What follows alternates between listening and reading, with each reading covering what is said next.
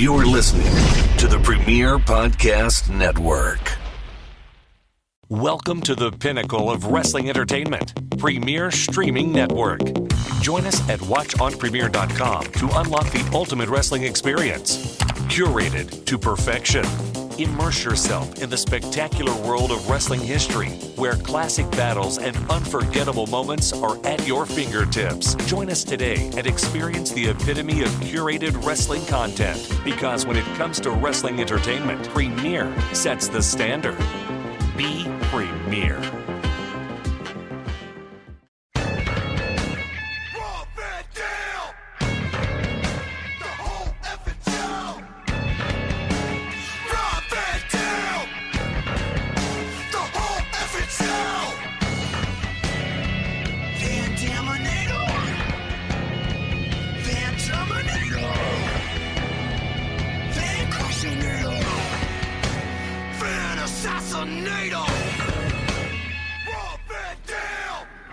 Hey, whoa, everybody. This is Dominic DeAngelo of, where am I?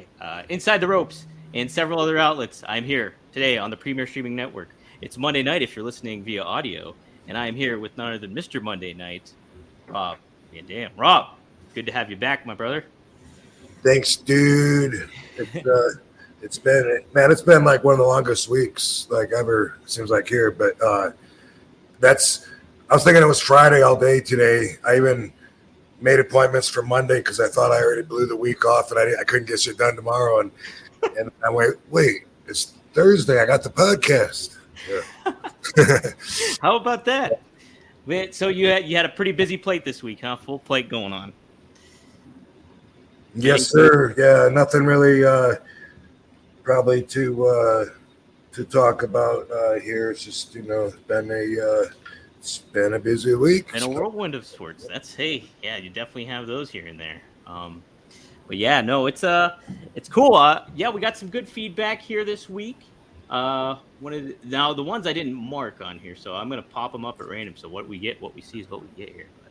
All right, first off, starting off, this was literally like 57 minutes ago because I just screenshot this. RVD is the man. Great podcast and great advice. This was on the accountability video that you did. Nice. So, yeah. Cool, man. Glad to hear it, man. Appreciate the feedback and appreciate knowing what you're enjoying. So keep it coming. Yeah, people were like already that video was just posted today. And you're already getting some good feedback. This is another one too about accountability. Robert Givenden says, "Damn, I had this talk so many times with my daughter. She has now graduated from Brandeis University in Boston.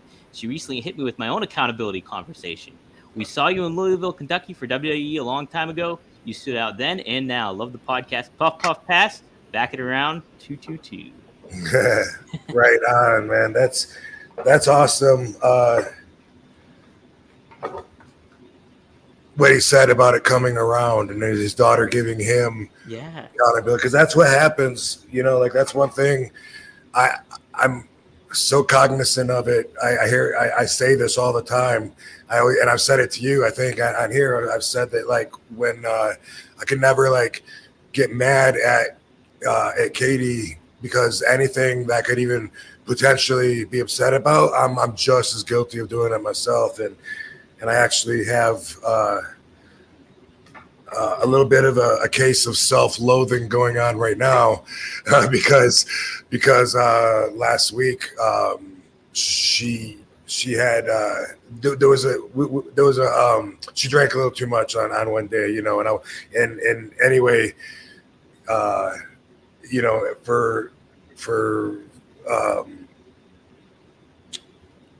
it wasn't like horrible or anything like that, but it was something that was that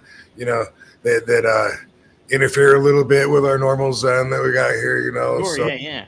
Like, man, how could you do that? You just lose track, and I get it. I mean, I know you're having fun, but you weren't supposed to do that tonight. Well, guilty. Last night I did the same thing. And I'm just like, God, I am so everything that I thought about that made mine different doesn't work. Right. Like, well, for me, like, I purposely wanted, I was getting drinks because you needed to loosen up. Well, no, that's the same thing that you did it for last week too. But I wanted you to have more fun. Well, same. Yeah, forget it, dude. I'm guilty. Yep, right. Guilty. I can't talk myself out of it. Everybody's can be a hypocrite. It just happens, That's all it is, It's just. I know I'm a hypocrite several times. Hey, at least we own it. As long as we own it, yeah. Because when that's what accountability is all about. 100%, man. It's something that I was thinking about a lot this week, so it's a good one. All right, so Tex Cobb, who you starred with in Randall Tex Cobb. Yeah, he was a professional boxer, fought Larry Holmes for the title, and what would lead to Howard Cosell retiring from professional boxing commentary. Whoa! He then was a kickboxer prior to his boxing career, and he was okay. Yeah, that's why I wasn't sure if he was a boxer or kickboxer last week, and he was both. That makes sense. Yeah, how about that?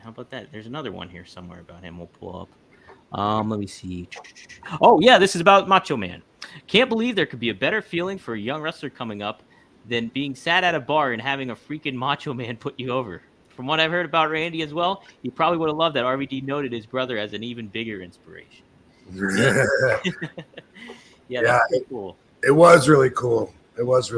So I'm glad you jarred that memory for me, because it wasn't like anything pivotal. Like he gave me some information that I didn't have before, or like he exposed something, groundbreaking. There wasn't any reason to, it didn't change me or anything. So it's something kind of easy to forget that it happened, except for the fact that, Macho Man was cool as fuck sitting there talking to me at the bar. Yeah. What really stood out to you for Lanny Poffo? How, just his high flying ability? Did you catch it? Did he stand out to you as a kid, and did that kind of inspire you to kind of do more of that stuff? Yes, and it was his athleticism. You know what I mean? I was drawn towards more of the high flyers than the big guy, but it all depended on the characters and stuff. But with Lanny, he would do flying head scissors, monkey flip, what became known as a moonsault off the second rope. And I wasn't exposed to Mexican wrestling or Japanese wrestling, so I hadn't seen any of that. This was all new, and it just really made me think it was cool to be outside of the box and to get creative, and it was obviously entertaining to me. So it was all that for me. It was all just his moves. In fact, when he got his moment in the spotlight, because he usually wasn't pushed. He was an enhancement guy. Yeah.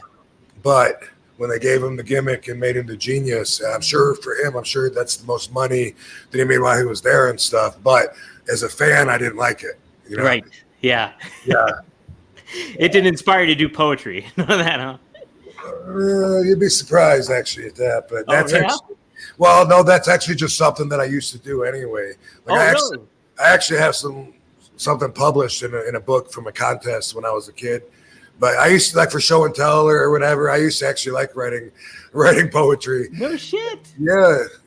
Awesome. And just the fact that he did it too was just a coincidence, though. And I didn't like him being a heel, and what was weird? When he was doing the poetry, he would have these little frisbees, and he would throw the frisbees out into the crowd, and it had his poem on it. Or you could go to the souvenir stand and buy a frisbee too. I had one with a poem on it. I think that's where I got the word jubilation from. What? What is that word? Jubilation? Triumphant jubilation. I can't get as deep as Lanny's voice was. But he did that even when he was a jobber. I don't know why, but that was one thing that made him different, because I would go to the dark shows that weren't on television, and he would, before he even would have poems or have anything written on it, for some reason he used to carry a handful of little frisbees to the ring, and he would throw them out to the fans, and I don't know. It was a weird thing for someone to do that's a jobber, because he doesn't really have like a gimmick they're trying to get out or whatever. And it made me think maybe he's doing that out of his own heart, maybe just a good guy and wants, to make people happy or whatever. I don't know. But that was something I forgot about too. Those little Frisbees, even when he was an enhancement guy. Yeah. Did you ever get to kind of tell him that he inspired you in certain ways, or have you interacted with him and stuff, before his passing? Yeah, I did. Yeah. Yeah. Yeah. There was a WrestleMania where I was a guest and I was in the box, and for some reason I remember hanging out with him, like we were sitting at the same table and we sat by, on the bus ride over and all that. So got to conversate quite a bit with him that day, and that'll stand out. And after that, then it was kind of like we knew each other, but that stand out. That's awesome. That's awesome. Yeah. All right. This is about the Barbie movie. It says, us wrestling fans are way too macho to comment on Barbie, so no comment. I think he's joking, but yeah. I still have yet to see the Barbie movie, but I've been hearing a lot of talk about it, so it's been a very is it actually on your list? It's on my list, yeah. I've been hearing, like, from some of my relatives and other people have been kind of panning it, but I'm just like, I like the tongue-in-cheek humor, and I also found there's a balance of, like, some people get really upset about, like, masculinity and machismo and all that kind of thing, where it's just like, yeah, I get it to an extent, but then also it's just like, hey, the times it's just like you got to find the balance of life and kind of like have an understanding for other people too. Absolutely. I'm very intrigued to watch it. yeah. Man, I don't know what the last movie is. I've probably been to like 2 movies in 7 years. Seriously? It's not something that I mean, I don't know. Maybe if I go, it might be like a premiere, or if my friend's in it or something. Like DDP had his Resurrection of Jake the Snake. I went to 2 different theaters when they were doing the whole screening of it and stuff, But yeah, normally I don't go. And I was thinking, and we had this conversation. We're always like, why would people even go to the movies anymore? Since it's so easy to just watch at home, and it's cheaper. Like, it must be the novelty of it, or it used to be like, if you're on a date, what else are you going to do except for go to a movie, which is stupid because you can't even talk. Yeah. Unless that's what you're looking for, Okay, cool. Right. Hours and don't have to reveal anything, but then when Katie was telling me that they were going to have all these souvenirs and make it like a big experience, I was like, maybe that's what they're doing with all the movies now. I can see where that would get people to come out more if you're showing the Transformers and you actually have, like cool things at the theater, on display or prizes or whatever. But like we said, though, it was all hype. They didn't have anything for that. But back to the actual movie and the content of it with what you're talking about, I related so much to what they were saying about dudes ruin everything. Guys are gross. I mean, in my opinion, you know what I mean? Yeah.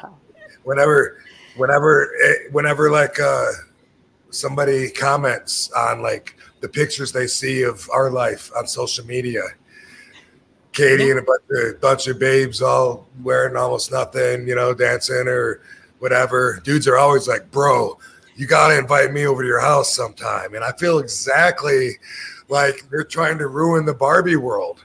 Right. They're trying to take it over and make it Ken world. And then all of a sudden it's gross and guys are burping and trying to impress each other, with stupid lies. And it's just like, I'm always just like, dude, I'd much rather hang out with a bunch of girls. It's like competing a lot of times, talking with a dude, because if they say something, it's hard for it to not seem judgmental. Just because there's another man, they already have their opinion of what they're saying, so it's not as open of a conversation.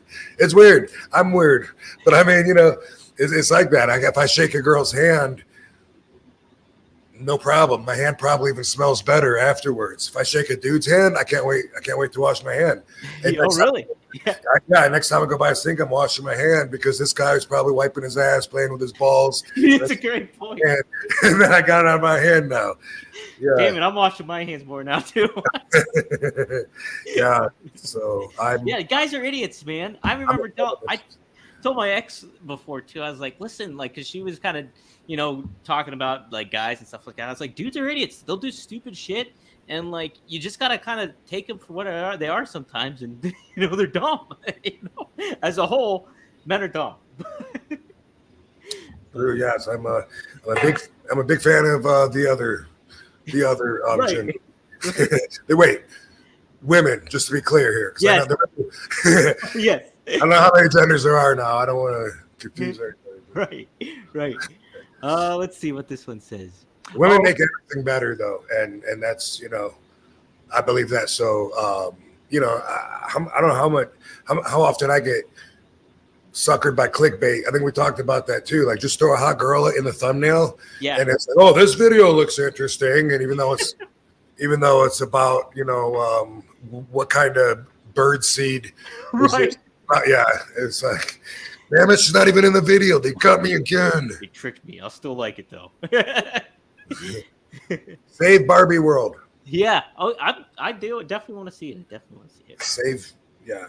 Well, you don't even know what I'm talking about then. Now that I think about it, you didn't see the movie, so you don't understand. Well, you live in Barbie World though, right? The reference Ken fucks it up. Oh shit. Okay. I don't want to spoil anything else, but this is why I'm not even realizing when I'm talking to you that you don't know the storyline, so you won't get the references, even if you can appreciate them. But dude, and I love it because they treat Ken. There's so many inside jokes, and they're like, but nobody cares about Ken. It's Ken only means something if he's with Barbie. Nobody wants Ken by himself, And, no. And a lot of that was really funny too. But then he takes it too far because he's jealous. And damn it, if he doesn't bring too much masculine toxicity into the world that was perfect of all these just beautiful girls waking up, being sweet and happy, and hi stereotypical Barbie, hi neighbor Barbie.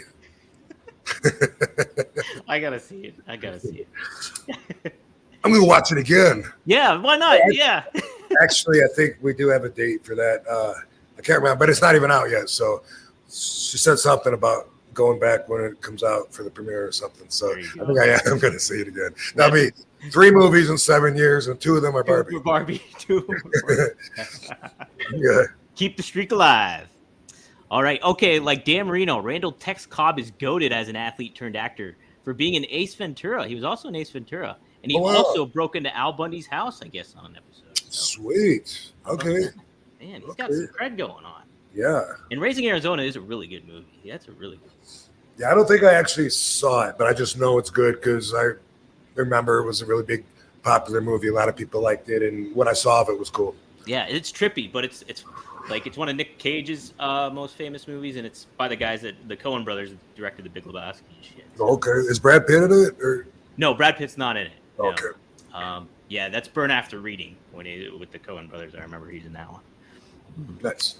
Yep. All right, let's see. I was in the arena for a Sabu. Oh, this is about the Wild fans. So before I read this one, remember the fan you hit with the chair in the Jerry Lynn match at the end? So his name is Lenny, apparently. Right. Yes, Lenny. And so I posted a YouTube video about that segment. And so they were saying, I was at the arena for a Sabu versus RVD match, and they were fighting through the crowd, and RVD picked up a chair and threw it at Sabu's head. Sabu ducked, and the chair smashed into my friend's head. I thought it was hilarious. And then the other guy said, I remember seeing Lenny in the crowd in almost every ECW and WWF event in the mid to late 90s. My uncle and I would call him the Mick Foley guy. That dude was hardcore. So I always called him the Howard Stern guy. Oh, no, is that? Yeah, that is the same guy, right? Because he always had the glasses. He looks a lot like Howard Stern. Or like a lost Ramon brother or something. Yeah. So he at least looked enough like him to where we both gave him that nickname. Huh? Right, exactly. By the way, this makes me think of another time in Philly at the arena when I was getting used to the style and stuff. And what made it so different. I wrestled Too Cold Scorpio, and we were outside the ring on the ringside area, and I can't remember how this was initiated, but a fan held his own chair up. It was like Scorp, and he held the chair, and Scorp grabbed my head and slammed my face into the chair while the fan was holding it. Like, what kind of fan interaction experience is that for you? I know, that's like top level stuff. Yeah, you probably charge an extra fee on that ticket, Yeah. Pay a little extra and bring a prop. See what happens. How was it working with Too Cold? Like, did you like him, and did you kind of? He was, a pioneer in a lot of ways too with what the athleticism he did too. Yeah, yep, for sure. When I first saw him in WCW, I thought that he stole my moves. Really? Because I never seen anybody else do the 1.5. What they call it? 360. I don't know. 450. They do the 450 splash. Yeah, I think that's what. Yeah, 1.5, I guess. Is that right? But I never seen anybody do it before, and then he was using that like as a finish. I always missed with it because I would kill somebody, I think, with that momentum. But I had sent a demo tape in to WCW like not long before I saw him, and I was like, man, they gave him my move. They watched it. And then they're not, instead of hiring me, they're giving my moves to someone else. Like, that's what I thought at first. But then I went there very shortly afterwards. They hired me anyway. So I was like, oh, okay. It's kind of wild to think that, like, because that's how all you would see it by was via, tape or anything like that, or if you catch it on television. And like, so that's what you would go to think. I remember, I might have said this on the podcast before, but I remember Billy Graham. I heard the story about Billy Graham was watching television and saw Dusty Rhodes on TV, and he was like, he's stealing my gimmick. And that's the first time he saw Dusty Rhodes, like, kind of cutting a promo like that. And sure enough, like, wow, yeah. Dusty pulled from him, but like, still, like, that's how Billy Graham would think about it. But it's like across the board with you guys back then, too. Yeah. And really, it's crazy that I could come up with some moves that are original anyway. When you think about it, the fact that wrestling's been around for so long, it's the same, 4-sided ring with 3 ropes. So to me, just the fact that I was able to amaze people and do things that nobody else could do, or at least give that impression, that alone, it was not an easy task. So, there could have been people doing 450s all over the world, and I wouldn't have known. But I still don't think they're doing. Well, now they do split-legged moonsaults, but it took forever before someone even stole that. You know what I mean? And, right. And some of my moves anyway, like that, like the Van Terminator. Right. You mean the coast to coast? Did you know I was creative? Yeah. Coast to coast, that one. Yeah, no, because like you look at it, and John Morrison, we mentioned like several podcasts ago, like he adapted it, but he changed a little bit too. But yeah, it's like. Yeah. And some of the stuff that you did, I'm watching other older matches and stuff, and I still don't see that getting done. Like certain. Yeah, and probably pretty much anything probably is taken and pulled from something else, right? Right. Yeah. I do a suplex, but instead of this way, I'm gonna float over while I suplex and Yeah. Suplex and cartwheel while I'm halfway through, and like boom. So yeah, everything's an adaptation of something else. You make it your own, though. That's what you try to do as a wrestler. Like, exactly. So, okay. So, like I said earlier, we have a lot of Ask RVDs this week. We have no wrestler spotlight, but Rob, I do got to ask, as usual, did you watch any wrestling this week? This week it is a negative. I wasn't able to. Well, I don't know if you caught wind. But somebody we talked about last week in Jungle Boy, you praised him, said you were impressed with his work, his heel work, and his ability to cut promo on the mic and make it look easy and stuff. He was on Dynamite this week, and he cut a little bit of a promo on the FTW title and the ECW guys. He didn't call anybody out by name, but Taz was on commentary, and he said I could walk circles around all you guys back then and stuff. And then Taz was jawing at him a little bit, but who came out? But your buddy Jerry Lynn, and he cut a little bit of a promo on him, and the two challenged one another to a fight next week. So what? He challenged who? He challenged Jerry Lynn, and Jerry accepted. Jerry, well, he was ready to fight him right then and there. So he was like, he wanted to go right then and there. And forget about next week. Let's settle this right here, right now. Dude, he came out and he cut a bit of a promo like that, basically. But like, Jungle Boy used the excuse. Now, he said he wasn't dressed for the occasion. I think you could kind of fight in what Jungle Boy's wearing there, couldn't you? Couldn't you fight in that kind of garb? It's just gym shorts. Yeah, I think he could. Yeah, I believe he could go. I wonder about Jerry though. Jerry was in jeans, man. You know, just wearing a pair of Wranglers. I think he would have been ready to roll. Give him a cradle pile driver. I think would have been fine. I tried to talk Jerry out of retiring when he retired a long time ago, and I just remember like I was like really bummed, you know. But we hadn't wrestled each other in quite a while, I guess, and then we had a match in TNA. Mm-hmm. So this is like 2011-ish, somewhere around there. I kind of remember that, yeah. And I loved working with them, you know what I mean? And this was just like everything else, an adaptation of everything else, you know? Like this, I think I'll do a Van Terminator into the ladder, into the steps, into your head, or whatever we did. But it was a good match, obviously. But I mean, I enjoyed it, and I enjoyed working with him. And I was like, man, come on, are you sure you want to retire? And one thing that was funny was he quit going to the gym, and he told me he wanted to make sure he was committed in retiring. Like I always say, when wrestlers retire and they wrestle more afterwards, it takes the meaning out of retirement. And he thought so too. And he was like, because I'm not even allowing myself to like get in shape or anything, because he said I might start feeling good and trick myself into taking some more bookings or whatever.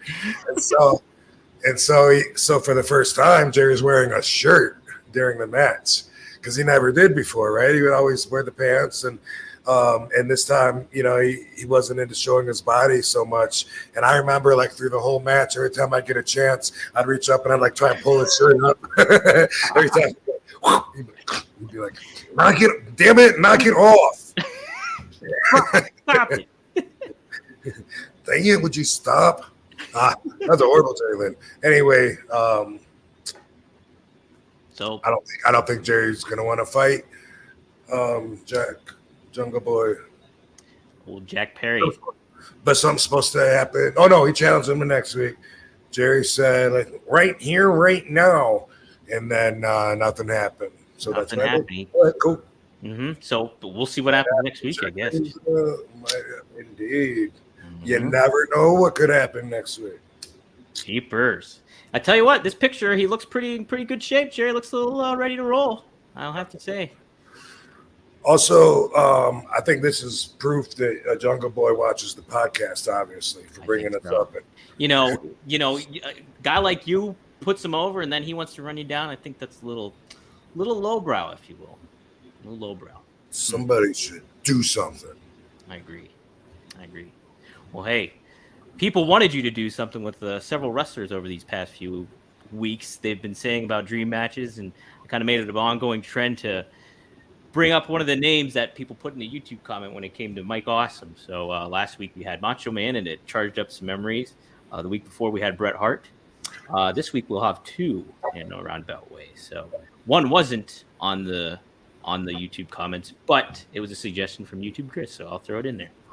First one, though, was the YouTube comments, and it is none other than Curt Hennig, Mr. Perfect.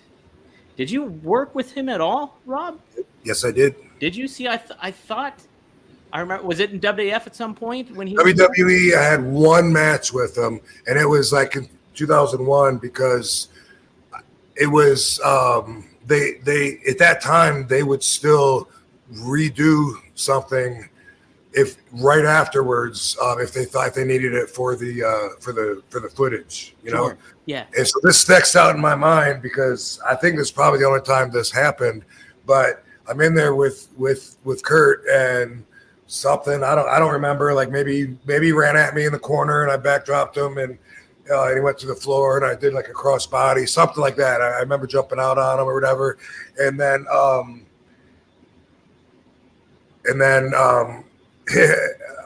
very short afterwards, the cameraman somehow missed it. Bam, we're doing it again. It's the same thing like that. They used to do that and they changed, but that's how I remember that match because that was so weird. But I know I've heard stories of like wrestlers like that would go out and have a match that was kind of crappy. When they come back to the dressing room, they'd have them go right back out, do the whole thing again because they needed a good match or whatever. And it's like that. That's just how the business has changed. Wow. Yeah, and I remember hearing stuff about that too. Now, when that happened in that instant, where they were like, "Hey, you got to redo that spot," kind of thing, did it come across as almost natural in a way? Could you guys pull it off in a natural fashion where it wasn't like super deceiving the crowd, or did it look like obvious to the live crowd that was there?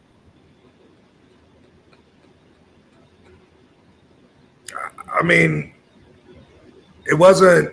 I don't think that it stuck out as being totally like it didn't affect the matchup or anything, but you wouldn't have to be the most observant person to be like deja vu. Yeah, like, right. Like it was like they did the same thing. Yeah, they did the same thing. I don't know. Basic thinkers, they probably completely missed it, you know? Yeah. When I watch TV, by the way, I can't watch the previews because I'm already going to see it. So I fast forward. So whenever I put something on TV that I record with my gimmick, I'll like I fast forward like as soon as it starts. And I just say, give me the title card. I'm just waiting for it to say, you know, whatever it's going to, you know, what's the body cam, you know, because then I know that everything after that's going to be fresh. But first, they give me like 2 minutes of showing me what they're already going to show me. And then, but I think basic people, when they get it showed it the second time, maybe they don't remember. Because I'll notice sometimes I'll be like, that was there was a different cut at the beginning. Like the conversation was actually different because once in a while that'll happen where they have like a different take that they show on the trailer, you know. But yeah, for enticement. Yeah. But otherwise, it's like you already know the conversation that's going to happen. So, you know, sometimes I'll try and say it with them, you know, just for a laugh. But for me, it's like, come on, man, I can't watch it twice. It's wasting my time. That's not productive. Right. I got things to do. Well, did you have any kind of out of the ring interactions with Curt? I know he was a big ribber. People say he was one of the greatest ribbers going on. Him and Owen in a lot of ways. Anything to that effect that you can share or anything with Curt? Yeah. So, yeah, I'm not a fan of the ribs. You know what I mean? Yeah. Like, probably won't be that surprised. You know, although depending on what the basic thinkers get from this might end up changing in their mind to RVD used to rib everybody, you know, because I was around when the guys had the gimmicks they put in the girls' drinks to knock them out and stuff. So we already found out that me and Tommy were guilty of all that back then because I was, you know, anyway. I'm tired. I'm not even thinking straight. But what I wanted to say, I'm not a fan of the ribbing, but being around it, you know, like I was, there was a time, not a good rib at all. I mean, Sean Stasiak and I were riding together, and Curt always had it in for Sean. Like he always treated him like a young brother that he didn't like or something. Yeah, there's a lot of likes in that sense. But Curt used to wrestle with Sean's dad. Right, Stan, yeah. Yeah. So he always gave Sean a hard time, ridiculously hard, and Sean resented him for it. We're somewhere at a very small airport. We've flown there. I think it's international. I think we're in Canada, possibly in one of the territories where there's little islands like Moncton or some shit like that. And the big luggage cart was brought with all the luggage to the front of the airport so everyone could grab their bags after we landed. The airport's so small, they just went from the back of all the way around the building to the front. And Shawn got his bag, and then he started helping the guy that worked there unload the bags. Just being a good guy, helping him. Yeah. Taking all the bags off, and then he turns around and his is gone. And man, he looked everywhere for that, up and down, underneath every single rock. It was a bag that had his video camera in it. He said there was also his credit cards and stuff like that too, driver's license, a lot of personal footage that he said was what's the word when it means something to you? Because sentimental. Thank you. Yeah, I tell you, my brain's only on 50% right now. All right. That's why you need to have a co-host here. Yeah. Thank you. He said there was a lot of sentimental footage on there, and everybody knew that Curt took it, but he would never ever admit it. He was so committed, and it became a bit of an issue. We went to the building, and after the matches, we had to go back to the airport. Me and Shawn did, so he could try and look on security cameras and try to find this missing bag. Nothing, never showed up. I remember Earl Hebner talking to Curt Hennig and saying, "Come on, Curt, damn it! Like, I know you took the bag, man. Just where is it? You can't just. We know it was you. Quit." And he was, "Oh God, I swear it wasn't, man. I wish I knew. I swear, Earl." And very, very much like we talked about last week with the Bret Hart documentary, right? When Martha was like, "You knew about this, both of you." I swear to God, I wish it. Isn't that crazy? Like when people be like, "I swear on my kids' lives." Yeah, right. Like, what the hell? People got no problem. Bullshit about it. Oh. But anyway, he never would admit it. He never even. Nothing, not even budge a little inch and say, "You're getting warmer," and Shawn looked all over the airport and in the trash, of course, and that it was just gone forever. He never found it. Oh, he never got it at all. Could have been footage of his dad, probably on that video camera. And that was always special to Shawn because he lost his dad at a very young age, and really like anything about being like around family and stuff like meant a lot more to him. And what a fucking dick thing to do.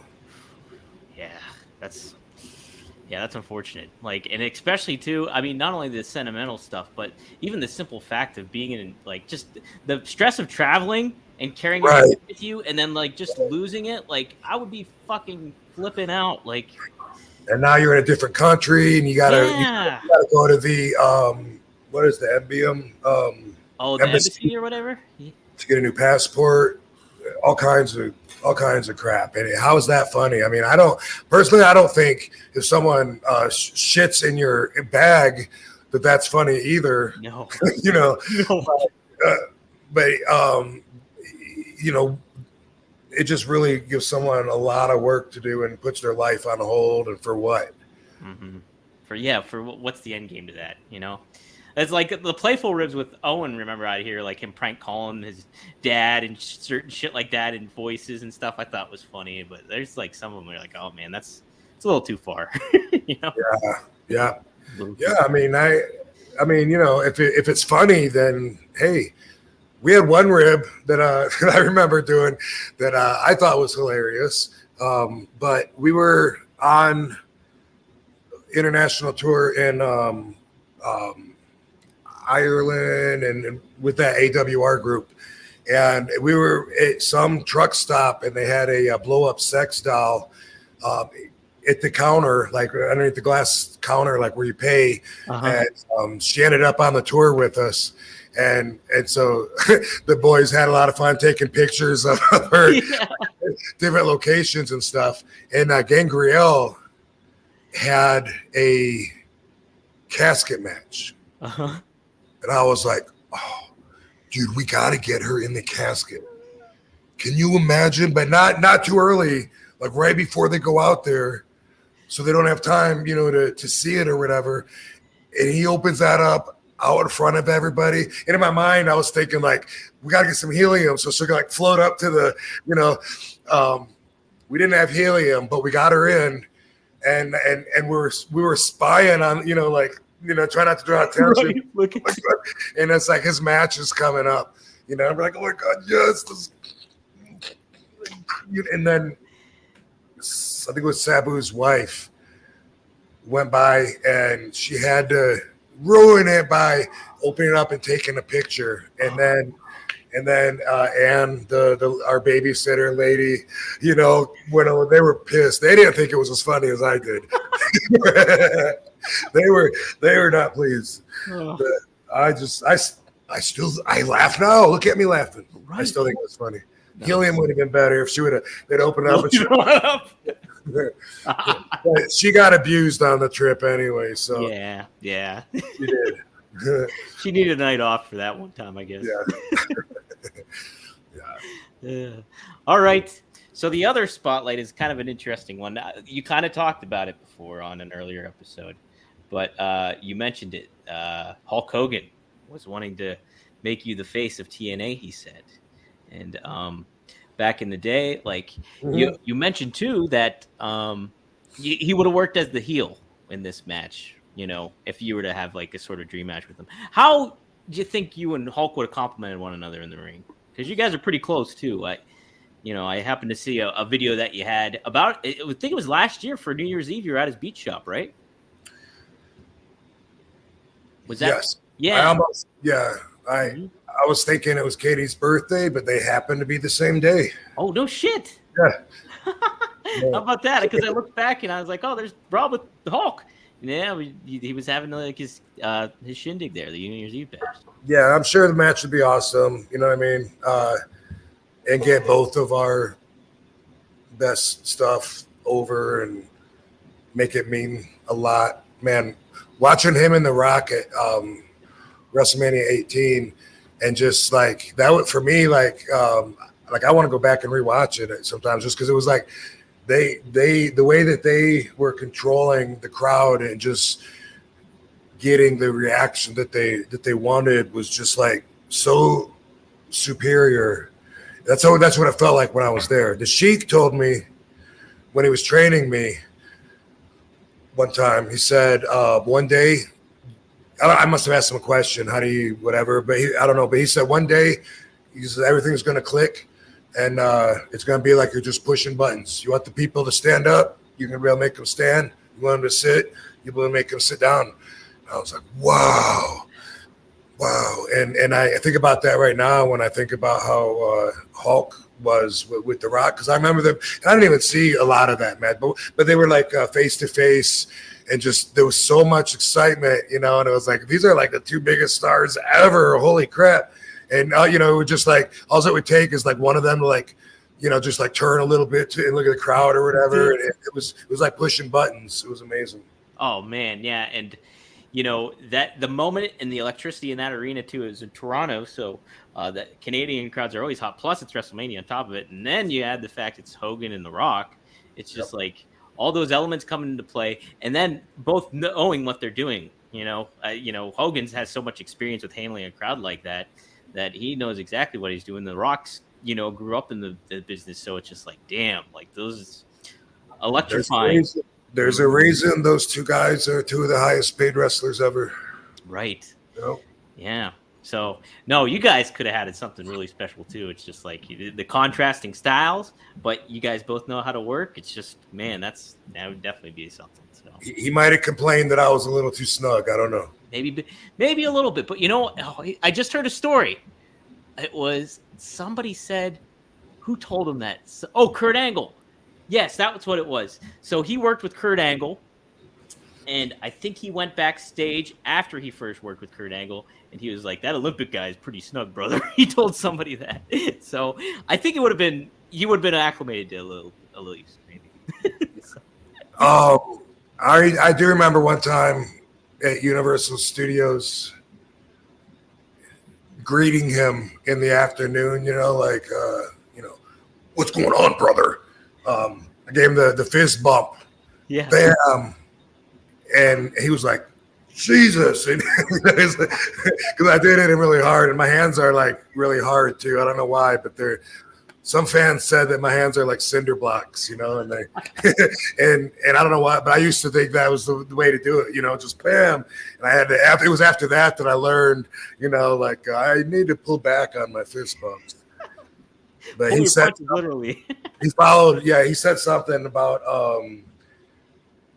I don't know. I think he said something too, like that I was hard as a rock or something, but something that made me think that he was saying, brother, I'd hate to be in the ring with you.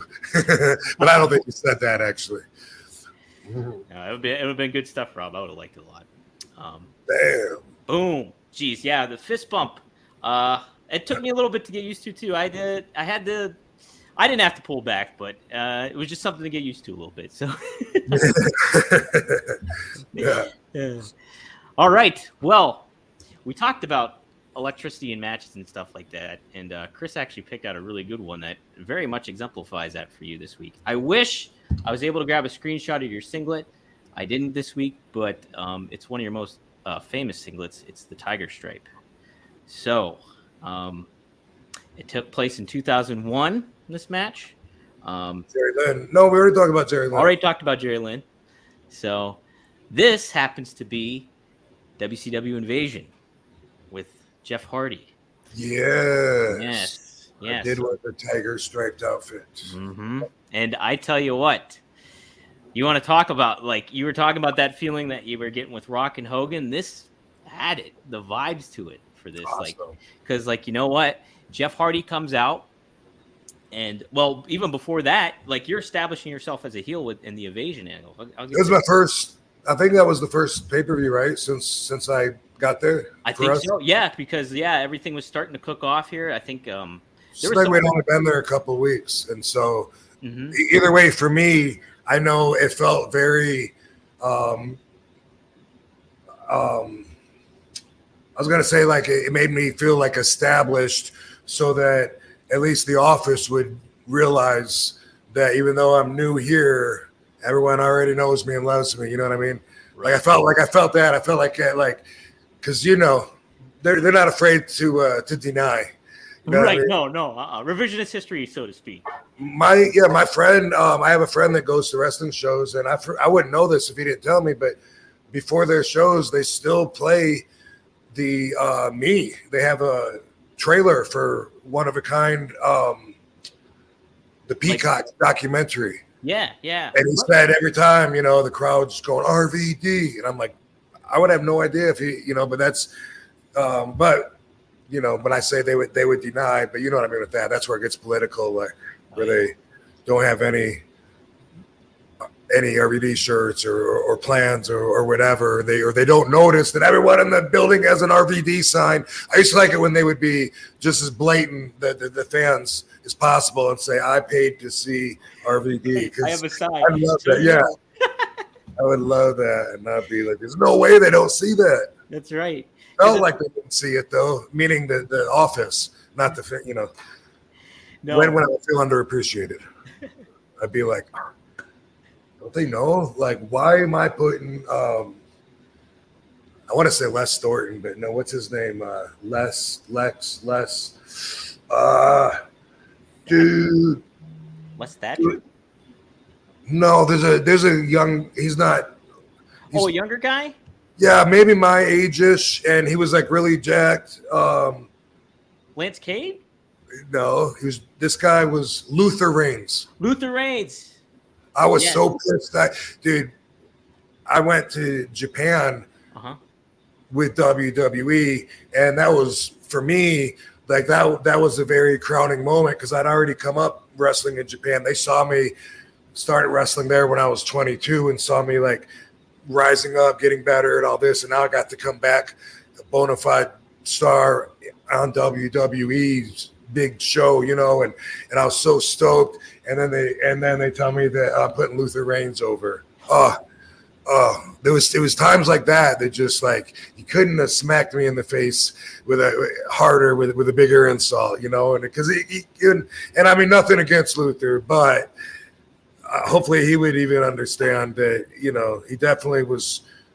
They wanted to push him a lot more than he deserved, and that's the thing. That's how it would feel like. I would feel like they got this new guy that the agents, just the right agents, to talk Vince into get behind him, and they'll stay committed until they're not committed, which I do respect that. But man, they'll put him over everybody, and they'll be like, "Oh, this really doesn't work," and they'll just get rid of the guy, fire him. It felt like when they would do that, that we're left, you know, picking up all pieces of ourselves up off the mat, you know, and it's like, dude, do you realize what you just did to me in that experiment? You know, and they're probably just like, "Oh, it's not going to hurt him." Yes, it does. Yeah. What you just made me do. I hated that. That felt like it would come around a lot, though. It felt like momentum. They insult. They hate me. They don't get it. They don't get me. They don't know the fans like me. Somehow they're not noticing. Because there's no room for people in the business anymore that aren't really good. Also, though, I got to say that's my opinion. Like, the whole standard of TV wrestlers is so insanely higher than it was back then. There was always room for a few guys on the card that, you know, everyone would be like, "Oh my God, they're the shits." But it's kind of hard to be the shits and have a job now on TV. You have to have that bar of like good athleticism to be able to pull shit off, and like, you know, it's and like the next level is being able to show up personality to yourself and who you are on television. It's like, so the bar is very high already, but then you have to go above that bar too to even stand out sometimes now. Dude, I'm high already. Are your lungs okay though? Dude, they're crispy right now. Just crispy straight up. KFC. All right. So yes, this pay-per-view, it was, this is your first pay-per-view match in the WWF. It took place on July 22nd at the Gund Arena in Cleveland, Ohio. He challenged Jeff Hardy for the hardcore title, and actually this was the only title on the line that night, was this title. So the stakes were high. A few days ago, hardcore title, right? Hardcore title, correct? Yes. What did you think of the hardcore title? I loved it. Did you? I was insulted by it until I got it. And that was because I felt like they were making fun of us in ECW, because we had this, in my opinion, superior art form, making wrestling cool to people that aren't even wrestling fans. Like, something like, you got to see this. And obviously I was a big, big proponent of it, and always will be. But then I would see the hardcore title match on Monday Night Raw or whatever, and in my opinion, from that competitive state of mind, I thought they were making a joke out of it. I thought, and you know, R.I.P. Crash Holly, but it pretty much meant the hot dog stand is going to get tipped over. They're going to fall in the pit of balls in the kids area. Like, that's the hardcore match was something to laugh at. Let's stick a plunger in your face. And for me, I had a lot of pride in it. So when I was the hardcore champion, well, guess what? Now all of a sudden, the hardcore title matches sometimes are the best match on the card. Right, yeah. That can be subjective, but to the people that enjoyed it, continuously, the best match on the card. I even main evented, and I know they didn't want the hardcore championship to be a main event on their shows. And so what they do, they got rid of it. Yeah. I was making the belt mean too much. Yeah. Oh, man. And it was fun. I mean, like, when, guys like you and Jeff Hardy, and you had that, like, amalgamation of both legitimate WWE stars. There's that word again. Amalgamation? Yeah. Yeah. Amalgamation of legitimate WWE stars and the ECW guys that came in. And then you fighting over it.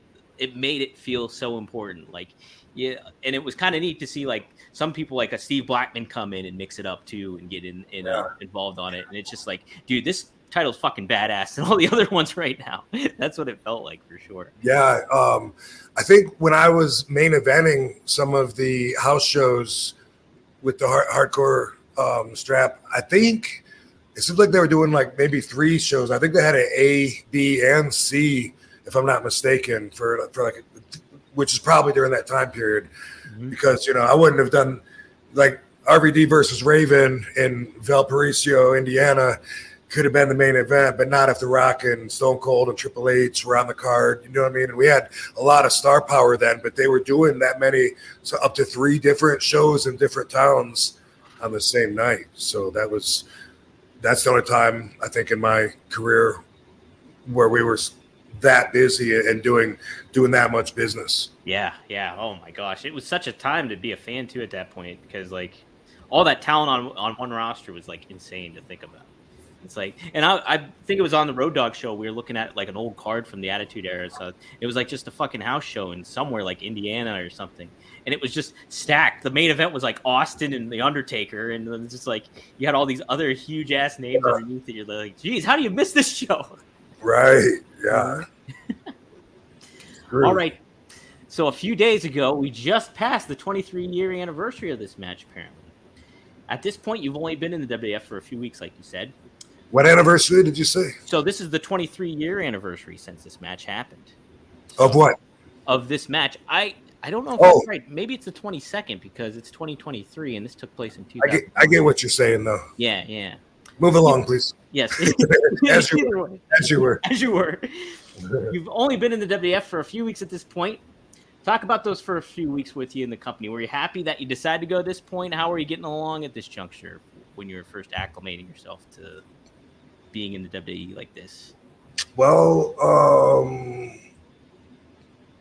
there was a lot of good feelings, and there was also some frustration mixed in there, politically initiated, and the politics were something completely new to me. Yeah, and something that you weren't a fan of either. That's it's a whole other element there. Yeah, I get it now. I mean, at least now I still don't want to politic, but I understand how it just naturally has to be part of the process, because I get the bigger picture where that's some people are going to have influence or want to influence other people. Why wouldn't you? And then all of a sudden, you're being cheated out of something, and it feels like so wrong and competitive and wrong reasoned and all this. But I get it, Right. But yeah, so when I was there, I was adjusting to that, and also just people trying to put their stink on me. I was like, everyone wants to change me. Like, did they not hire me because of who I am and what I do? And it takes an ego to because now to me what that sounds like is like I thought I didn't have room to improve or something. We all got room to improve, and we all could listen to someone's advice, even if it's for different reasons, whether we're going to take it or we're going to use it, as a backdrop for our own feelings, for a little value check, or we just, it'll confirm our opposite feelings sometimes. I'll be like, I'm glad that person said that, because now I learned a little bit about me, and that's that I definitely don't feel like what that person said. Like, that person's feelings and values are completely different than mine, and I thank you for that little self-learning experience. Right, yeah, so you learn either way from it. It happens all the time. Mm-hmm. Yeah. It does. Everyone's a teacher. Sometimes no doubt about it. Teach me not to do. Yeah. Mm-hmm. So a lot of people might not realize this, and I didn't either, but this match was actually a rematch between you and Jeff. You two first wrestled on Raw in your first ever Raw appearance in May of 1997. Jeff was only 19 at the time, so he was like an enhancement talent. It was just a squash match with you easily going over. Do you remember this at all, Rob? Yeah, when he looked like Vanilla Ice. He would look like John Bon Jovi, I think. Yeah. I think maybe it was Jerry Lawler that said that or something. Maybe, I think. Yeah. Bon Jovi wannabe probably, but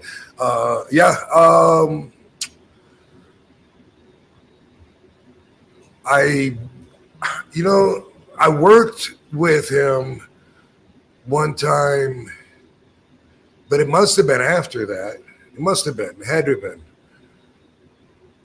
Like you but mean? I don't even think people know about this match though, because I bet YouTube Chris doesn't even know about this match. Oh, really?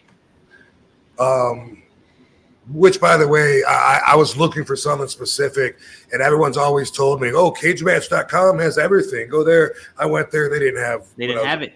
No, but it wasn't this match. It was something I can't remember right now, and I don't want to go into that rabbit hole. Are you watching the Playboy Bunnies down the rabbit hole? No, what is that?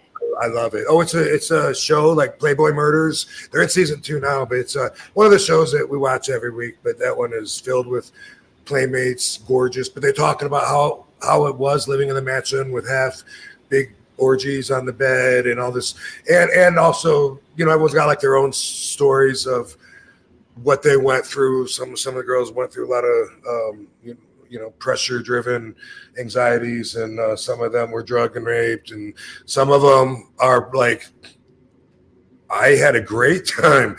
Some of them are like, heaven was always cool to me. I can't complain. I mean, that was the time of my life, but most of it's more about the drama. But anyway, I said I didn't want to go down a rabbit hole, and I went down a fucking rabbit hole. Fucking Playboy bunny hole. Yeah. So I don't know if YouTube Chris knows, but one time, and I'm sure this must have been the time that I met Jeff, which must mean it was after, unless I actually wrestled him before that and forgot, which I don't think that happens. You know what I mean? But one time, Sabu and I wrestled Matt and Jeff Hardy. Yeah. Okay. Well, so I think it's on here. I think YouTube Chris has it. Believe it or not. Oh man, I gotta quit talking smack. No, let's see. Okay, I'm about to read it right here. It was an indie show, like in North Carolina. Yeah. Oh fuck. Here it is. Then on February 11th, 1998, Greenville, North Carolina, for ASW. Damn. If I could have just been patient, kept my mouth shut, I would have got all the. You know what you did? You assumed. You're right. Made an asshole out of me. So you and Sabu defeated the Hardy Boys in what could be considered a dream tag match. Okay, Rob. Hey, Chris asks, any memories of this match? Very few. I remember, like, I was just meeting them then. I think that Sabu already knew them or one of them, maybe even wrestled with them. So I think Sabu was kind of like, these guys are good, but they steal all our moves. They want to be us, and they want to be us, and they're doing like all our moves. And I was like, what? Are you serious? And I think we did. It was hardcore because I think we either maybe a table, something off of a table, or it seems like there was I don't know if there was a garbage can or lid, something weird. And that's all I remember. And the place was really, really dark. Like right now, I'm trying to remember the match. And I just remember being really dark and us being out of the ring, like on the floor and stuff. I don't know why, but I feel like I might have like potato Jeff with a garbage can lid or something. I don't know. Very little memories. You said this was 98, and it was after.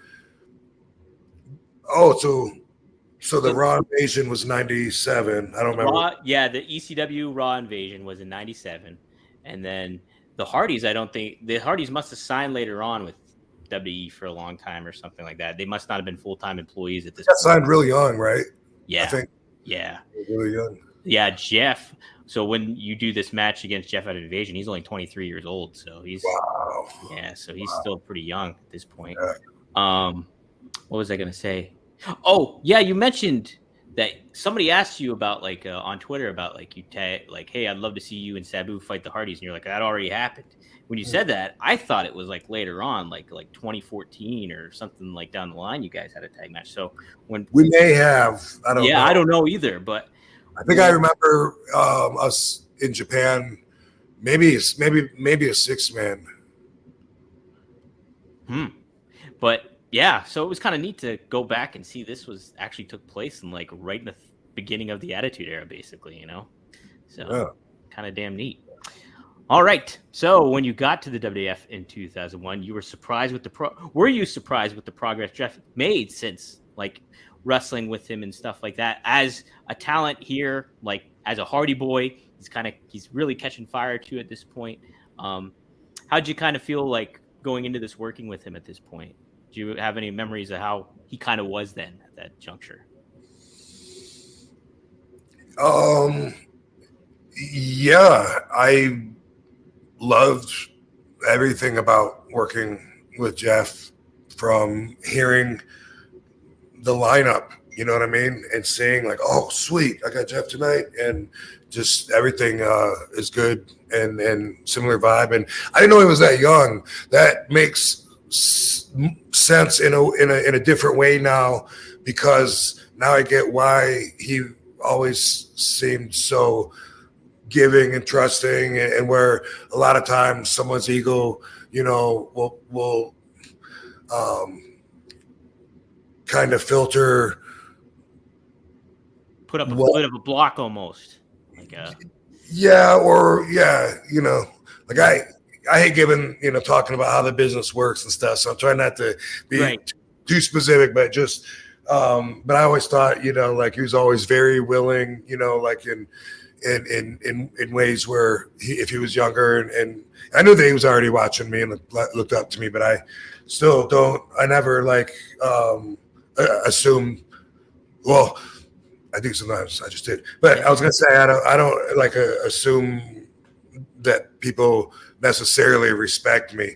I mean, now it's becoming a little bit more apparent, like honestly, just at this age or something, like more than I'm feeling like who can really say that I didn't earn at least a position of, you know, but still, you know, people seem to try to knock you down, like, but nobody's you know, beyond reach when it comes to basic thinkers wanting to help fix you, right?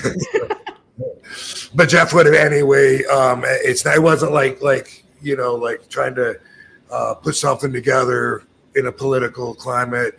It was more like he was excited, you know, looking forward to going out there and fucking crushing it.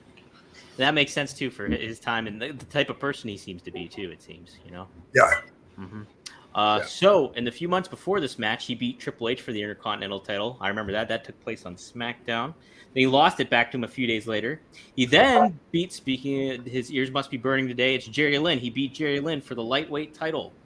And then 12 days before your match, he beat Mike Awesome, another guy we were talking about, for the hardcore title. So, yeah, so really setting the stage and some synergy going on there a little bit. Synchronized. Yeah. How about that? Yeah. So, I wanted to ask. Those sound like some good matches, too. They do. They sound like really good. I want to go and find that Mike Awesome match for sure. That Triple H match he had was really good. The crowd was super hot for that one. They watched that, I think, on Matt Hardy's podcast. Anywho, I wanted to ask you, you got called out to the ring, and it was by Howard Finkel. So I wanted to kind of get your thoughts on, did you kind of make a mental note of that moment when Howard Finkel, because like you think about who he's announced, you know, in the ring, like Andre and all those stuff. Did you kind of make a mental note of that at the time, or did that feel kind of special to you, getting your name announced by Howard Finkel? I honestly don't remember. Don't remember? That's okay. Yeah. I just thought it was pretty cool to kind of think about that. And it was like, I haven't heard Howard's voice in a while, so when I was watching the match, I was like, oh man, yeah, that's kind of neat. So yeah, I'm sure it was cool. Would that have been the first time though that I heard? Probably not. Probably, I wouldn't imagine. I'm sure you had some matches before, you know, maybe like on Raw or SmackDown at that point. Maybe you had a couple or something. But there was a ring announcer in Orlando for IWF, Eddie Mansfield's promotion there at Universal Studios, and Dino, I think his last name was like, is it Puglia? Dude sounded exactly like Howard Finkel. Really? Yeah. And so that was who Eddie used at the IWF shows. And it was so cool because that was his whole gimmick. And it would be like, it'd make even though there was some crappy indie wrestlers, you know, having that in itself gave like a very professional appearance and vibe. Yeah. Well, this definitely added to the element on like when hearing Howard's voice, I was like, holy shit. It's like, shout out to Dino. Boom, Dino, what's up?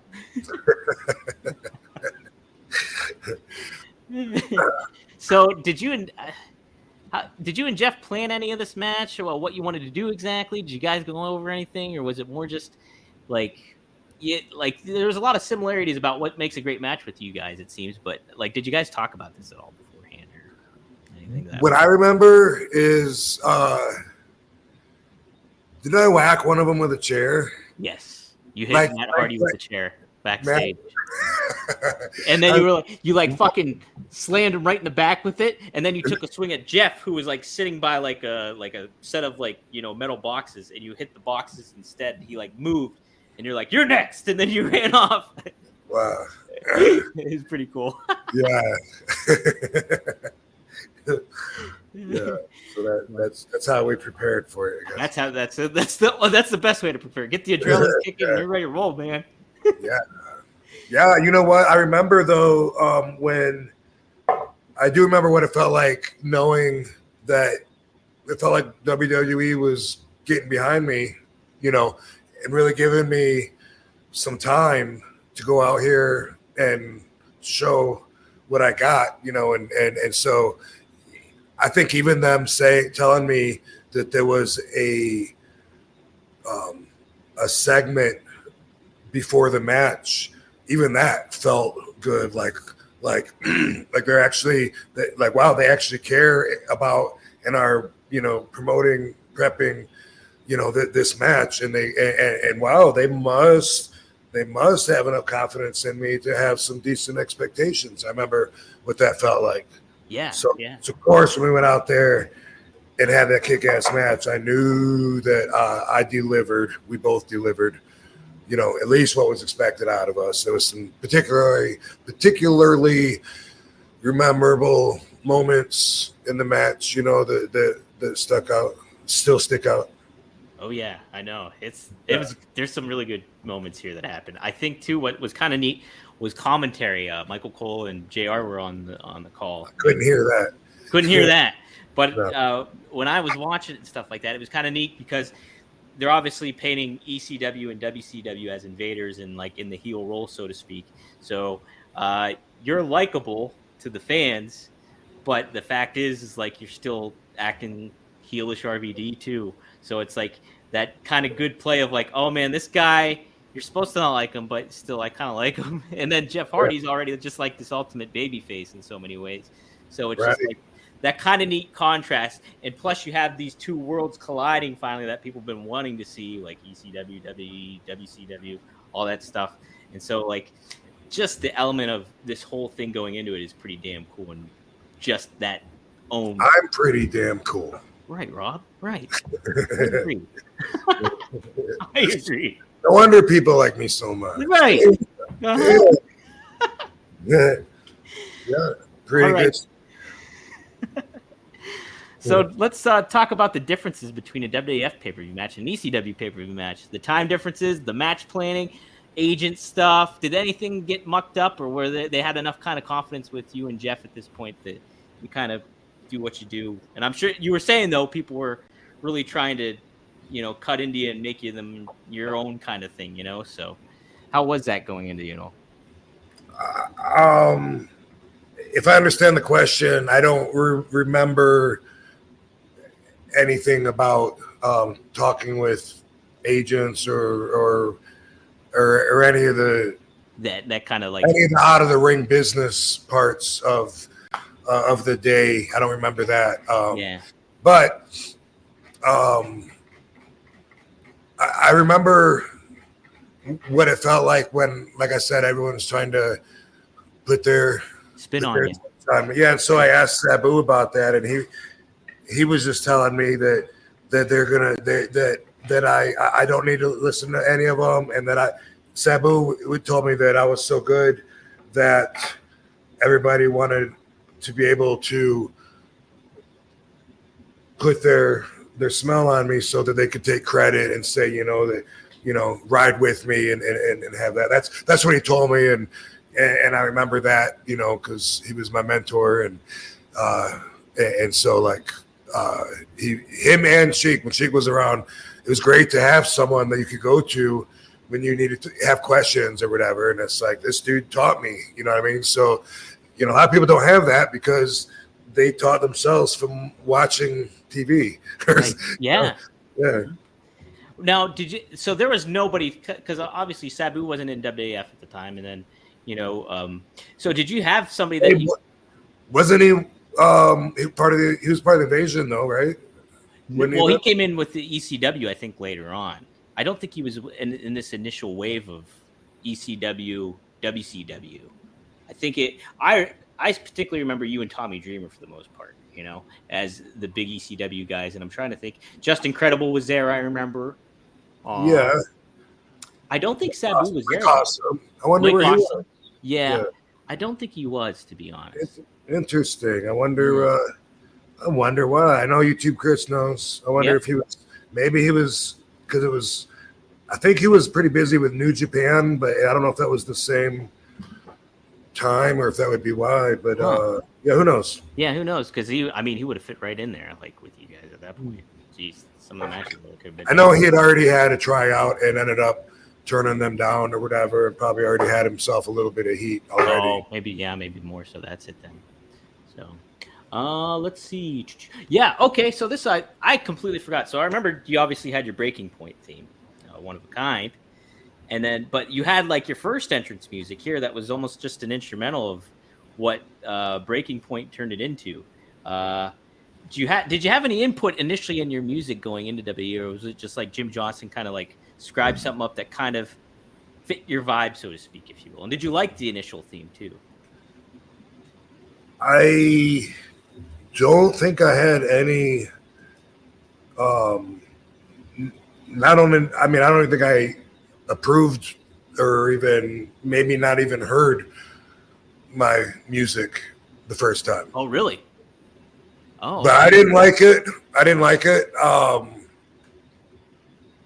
can't really say why, but I didn't.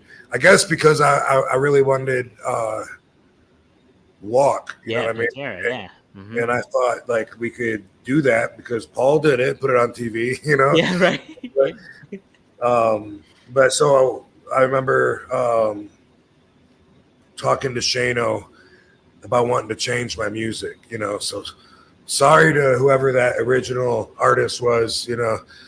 Sorry I took that from you and didn't mean to insult you. I can't remember why. I just didn't like it.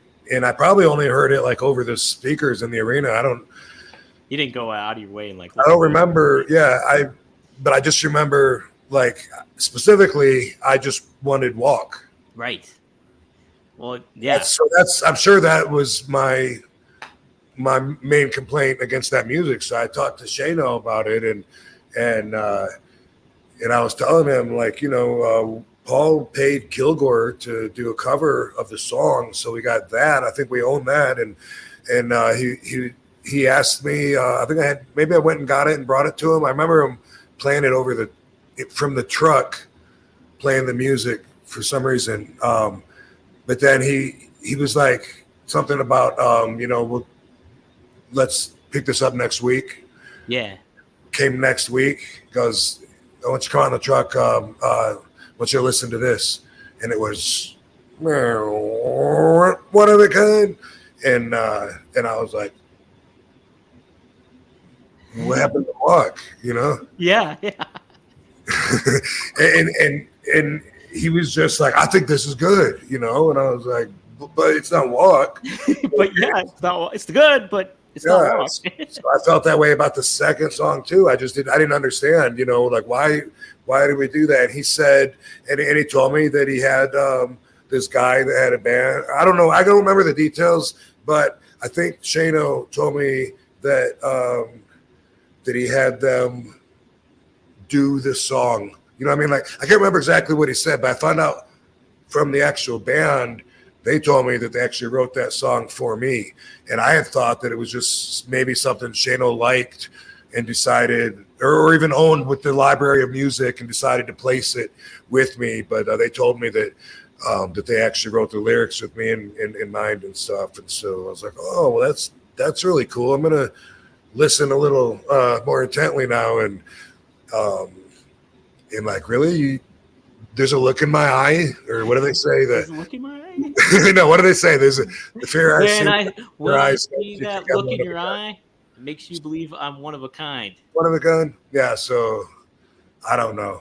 If that. I guess that's a second person fear in the eyes. Yes, I think so. I'm the fearful one. I am. Well, I think so. I think the original was Jim Johnston that wrote it, and then they adapted it. Did he do the Muppets? I thought that was the Muppet guy. The Muppet guy? Oh, Jim Henson. Yeah, he was part of it too. Okay. Yeah, he had Fozzie Bear play the violin on there, I think. Played by Chris Jericho. Exactly. We tied it together. But let's see. So before the match, we just talked about this. Matt Hardy hit you with the chair. So Rob, then you came out to a big pop at the start of this match. Oh, big time. And what was kind of cool too is I took note of this. Is like once the match started, like you could hear the crowd cheering for you, and then like when Jeff Hardy got in an offensive mood, you heard the decibel change. So it was like the kids and the girls were screaming for Jeff Hardy. You had the whole guys behind you like wanting to kick some ass. So it was like another kind of contrasting thing that was going on in the crowd, which was neat. But both you guys were over. Nobody was booing like either one of you guys at this juncture. So yeah, kind of that's neat awesome. environment.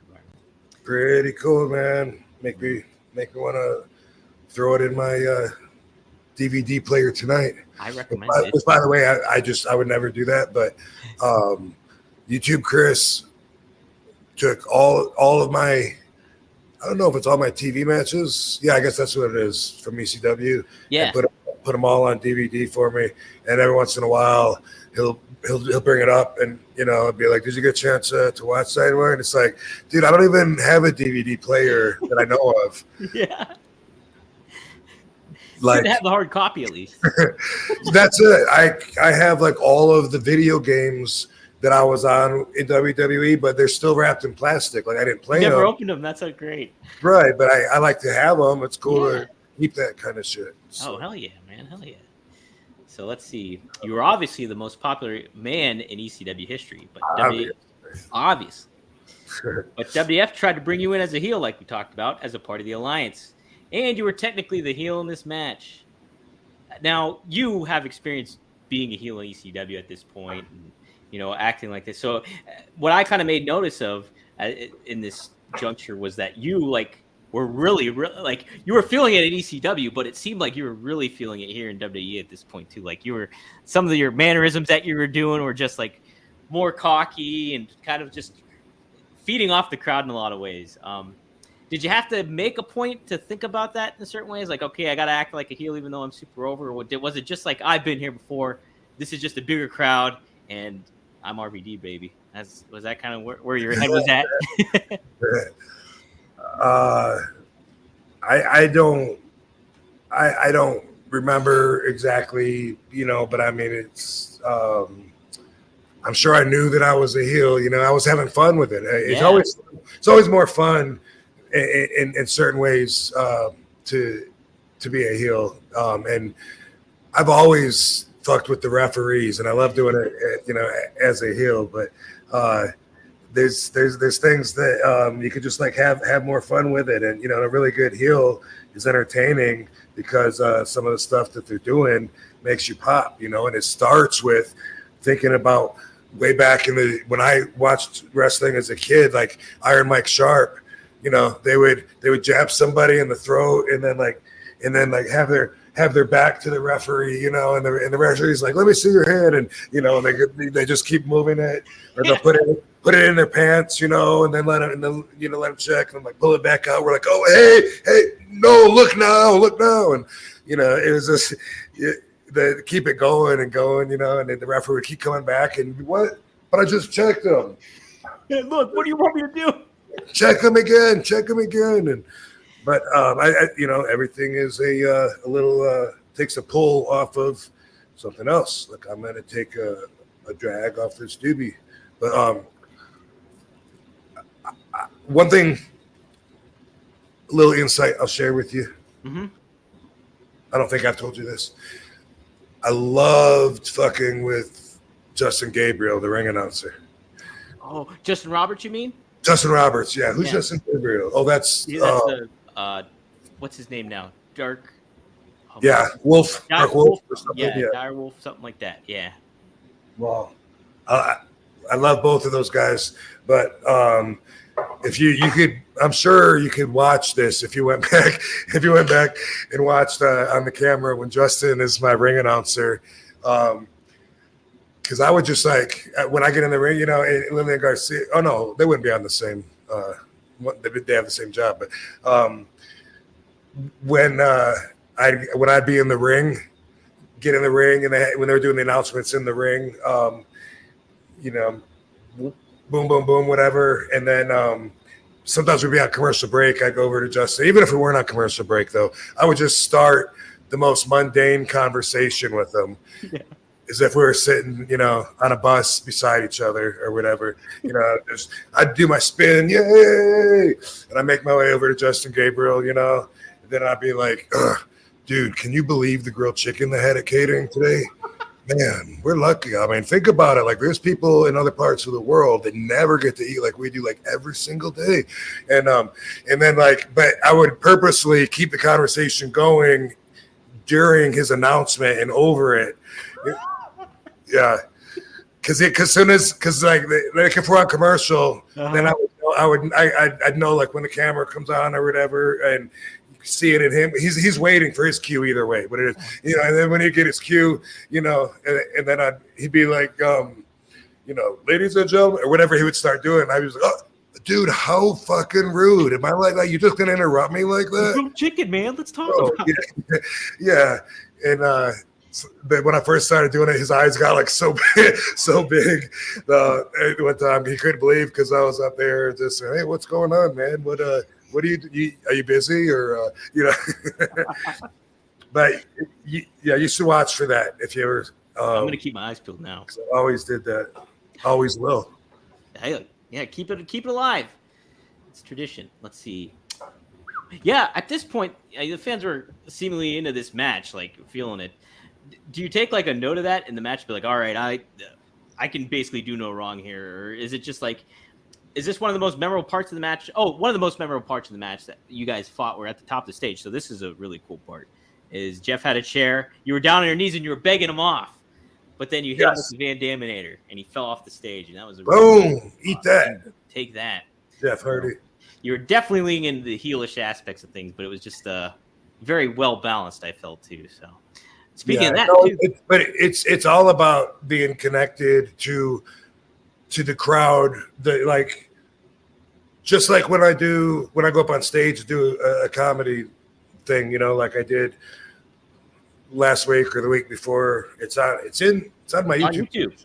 Yeah, an hour before I had to leave the house, I wrote my set. Did you? No shit. Yeah, but I'm popping myself like in my and I'm like.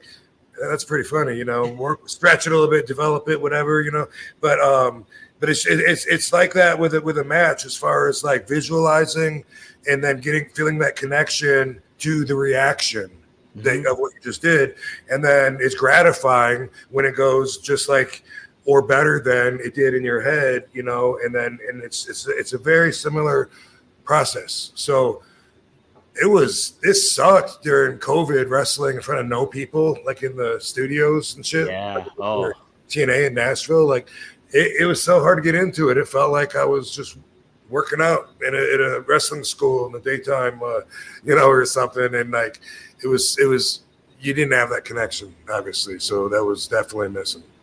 Oh God. Yeah. Like even going back and it's hard to even go back and watch matches during that time because it's just like, man, you're missing such a big element of what makes wrestling fun is the crowd too, So even the Jeff Hardy versus RVD hardcore championship match of 2001 wouldn't have been the same in front of an empty fucking building with black walls. Hell no, man. This is and what I mentioned before, it made me remind me. So like you turned your back to the crowd, to the hard cam, and you were like doing the RVD part, but then Jeff double drop kicked you before you could finish it, and I was like, oh my god, he's gonna get booed. But he didn't get booed. Like I said, the decibels just changed, and the girls and kids were cheering for Jeff, and like the crowd was still over for you too. So it was like, dude, both these guys are like fucking hot right now. It's just like, yeah, it's just really, really a cool match overall. You just reminded me of a very cool moment in my career. Mm-hmm. Not necessarily at this time, but it's very related, because I was gonna say that's one of the coolest chants that I heard from the crowd ever was both these guys. And first time I heard it was I was wrestling John Morrison. Oh yeah, an indie show, I think New York somewhere, and of course we're both fucking awesome. So because they would do RVD, and it die down, and then it would be like Joe Mo or whatever they call him. Yeah. Johnny ASW or whatever the fuck it was. Johnny ASW. But they were, out there, both of us, and that was the first time I'd ever heard them break out with both these guys, and I was like, oh, you like both of us. Yeah, that was cool. All right. So the finish saw Hardy climb the turnbuckle, but miss a swanton bomb attempt when you rolled out of the way. You slammed the hardcore title down on his chest and hit a 5-star frog splash for this pin and the hardcore title win. So sweet. How do you kind of rate this match for you, Rob, overall? Did you, like, in your echelon of matches, I guess, your many matches that you had? Memorable matches, to say the least. I was trying to think of if this moment came from this match, but I don't think it did, because the moment I'm thinking of, the whatever championship was hanging from the ceiling. So it was a ladder match for that? Mm-hmm. Yeah, where Jeff was trying to get it, and I went off the top rope on the corner, and I just jumped back, and I thought I'd be able to kick him doing this, just this double leg lariat, because I've been doing that. Like, I would crotch somebody on the top rope, and then I would go to the adjacent corner that they're facing against. Yeah. And I would jump up like springboard, and I would go back and do like a double leg lariat, and like thinking back, like there's like all it is. I mean, I'm jumping back, and there's like no way to even control my fall or how I'm going to land. Like, it's crazy that I used to do that, but I would work on getting more and more air. So I would crotch them further and further back, go up and springboard, bam. And so I really thought, because I got so much distance and air that way, that I could get Jeff if he was like hanging from the belt, and it's only halfway across. That's what I was thinking, and I remember going up there and getting only air, and then I remember being asked, like what were you going for, and I was like, I was trying to kick him. Like, what do you think? Didn't quite work out, but and then Jeff, I guess he didn't know what to do, so he was I think he ended up hanging there and like falling or something. But learning experience for both of us. I never tried that one again. It's all about experiment, man. Yeah. What I thought, there was a lot of really athletic aspects of this match too, where it was just like, and you and Jeff made a lot of stuff seem seamless. Like, there was a moment where the big ladder was on the outside. So there was a ladder in this match, but it wasn't utilized for what you were talking about. But yeah. Jeff was climbing it on the outside, and then you just leap up on the second rope. And I'm just thinking like how difficult this was kind of doing, because you were shaking the ladder to get him off of it, and you were still keeping your balance on the second rope. And then what you ended up doing is pushing the ladder. And then I was trying to think, I was like, is there a table that's going to break Jeff's fall when he falls? Because he's like going onto the entranceway. And here, there's no fucking table there. He's just like landing. I'm like, holy shit. Yeah. And so it's just like, wow, to think Jeff did that stuff, and still sometimes once in a while does that stuff, not as often. But then, yeah. Also, you remind me of another bump in this match where I'm out on the apron and, bent down for his shoulder, and he comes over and gives me a sunset flip power bomb to the floor. Bam! That's one of those ones where it's like, I'm I'm definitely going to feel 100% of this just like it looks. Right, just like it looks. No tricks to it. Bam. There was another neat moment too, Rob, where you guys were fighting in the crowd, and you leapt onto like, it was like a guardrail, but it was almost like a thinner guardrail, and like it took just a second to catch your balance, but it was like amazing how you just like stood there and then you moonsaulted right off of it, because it was, I mean, because it's not like your typical thick guardrail that you'd usually see. It was like something a lot thinner, and I was like, holy shit. Yeah, I think that's the one they used to use. That was, instead of metal, it's like I don't know, like, black. Like thin, yeah, it was like a thin, almost sheet kind of thing, I think, from what I remember seeing. And it was just like to be able to do that, I was like, holy fuck, Rob. Yeah. Wild. They've changed the look so many times of what they do now, you know? Yeah. Finding new ways to put lights on and all that. Like the apron, like when the digital apron, that was done after I left. Like that, that's so quick.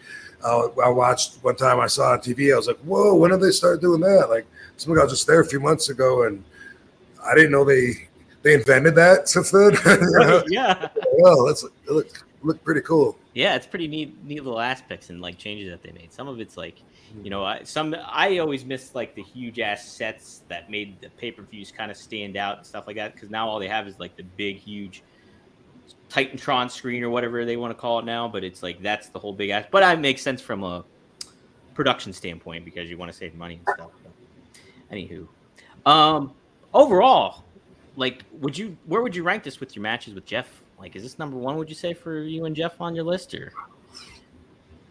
I think so.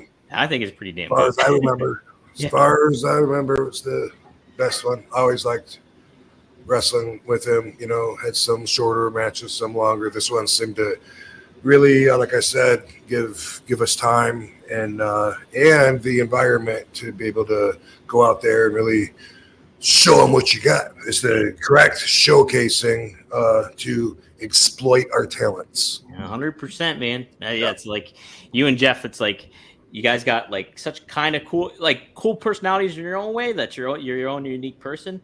But then it's also like their styles are like in ways similar, but they're also different. It's just very much, peanut butter and jelly almost in a long ways. Like,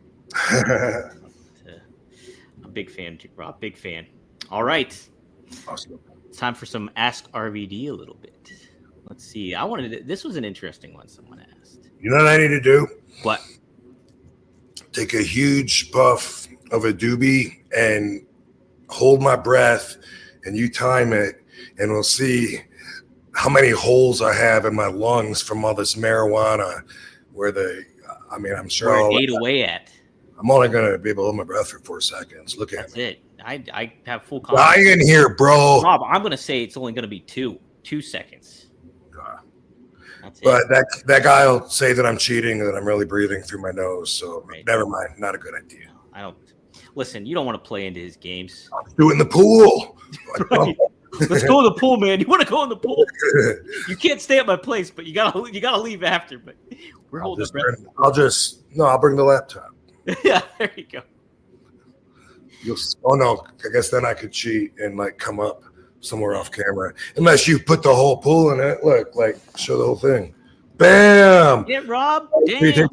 Big toe, splash, and then just time it until you see my head pop up. I like it. What's the deepest your pool goes? It's not deep. Maybe 5 feet. Oh, that's it. Okay. Yeah. That's good. Man, yeah. I want to swim. So, before I so rudely interrupted you. All right. So this is an interesting one. Brad Wise, 09, on Twitter asks, not sure if allowed, but any thoughts on the writer's strike? As someone who's very level-headed, I'm interested to hear your thoughts, if any. Do you have any thoughts about the writers or the actor's strike, or what's your thought on it? I have some thoughts, yes, and it does affect me. You know, I do some work in the industry. It's not usually like a huge part of my business, but I usually have projects that are talked about, that are developing or whatever, and I happen to, for some reason, had at least 4, I think maybe a couple that on top of that didn't follow up, that of people hitting me with projects, movies. Yeah. And then bam, can't work now because now everyone's on strike. And so even if I was to do the movie and just not give a fuck, then I'm a scab. Then I mean, union and striking, I mean, obviously the only power is in unity, everyone being together. And so obviously if someone crosses the line, then of course you know that works against them. That's just like the rat in the mob family that's feeding the information to the cops.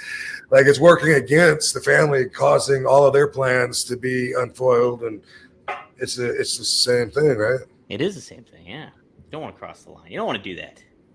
But as far as like, you know, do I think it's fair what they're asking for and this and that? I mean, you know, our listeners don't know nothing about that anyway. Yeah. But he does. I mean, he was asking about it, yeah. So I think it's gonna cost a lot of money, you know, just being shut down right now. Hollywood being shut down, and obviously that's the idea. That's what you want is for to do some damage with your movement. But man, they're talking about, you know, some of the actors' rights and like what our intellectual properties are territorially when it comes to artificial intelligence. So like, I mean, it seems like theoretically, but this isn't, I don't think what it's mostly about, that, you know, you could, as an actor, you could sign away the rights for them for very, very low pay for them to just recreate you and then not need you anymore. Not need you. Yeah, they could just have somebody else kind of play you, and then AI fucking put your face or whatever. Or your AI will play you. Yeah. Yeah, AI will play you. And then what was the other thing that they were talking about too? That was a big bone of contention.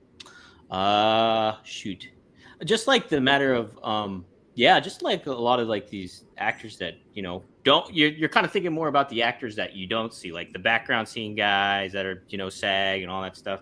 It's just like, you know, directors, you know, everybody. I mean, I talked to a director friend of mine, and he feels, you know, like that they should have compromised because I guess they were willing to come a long way, but the actors then, you know, said we're not going to settle, you know, boom.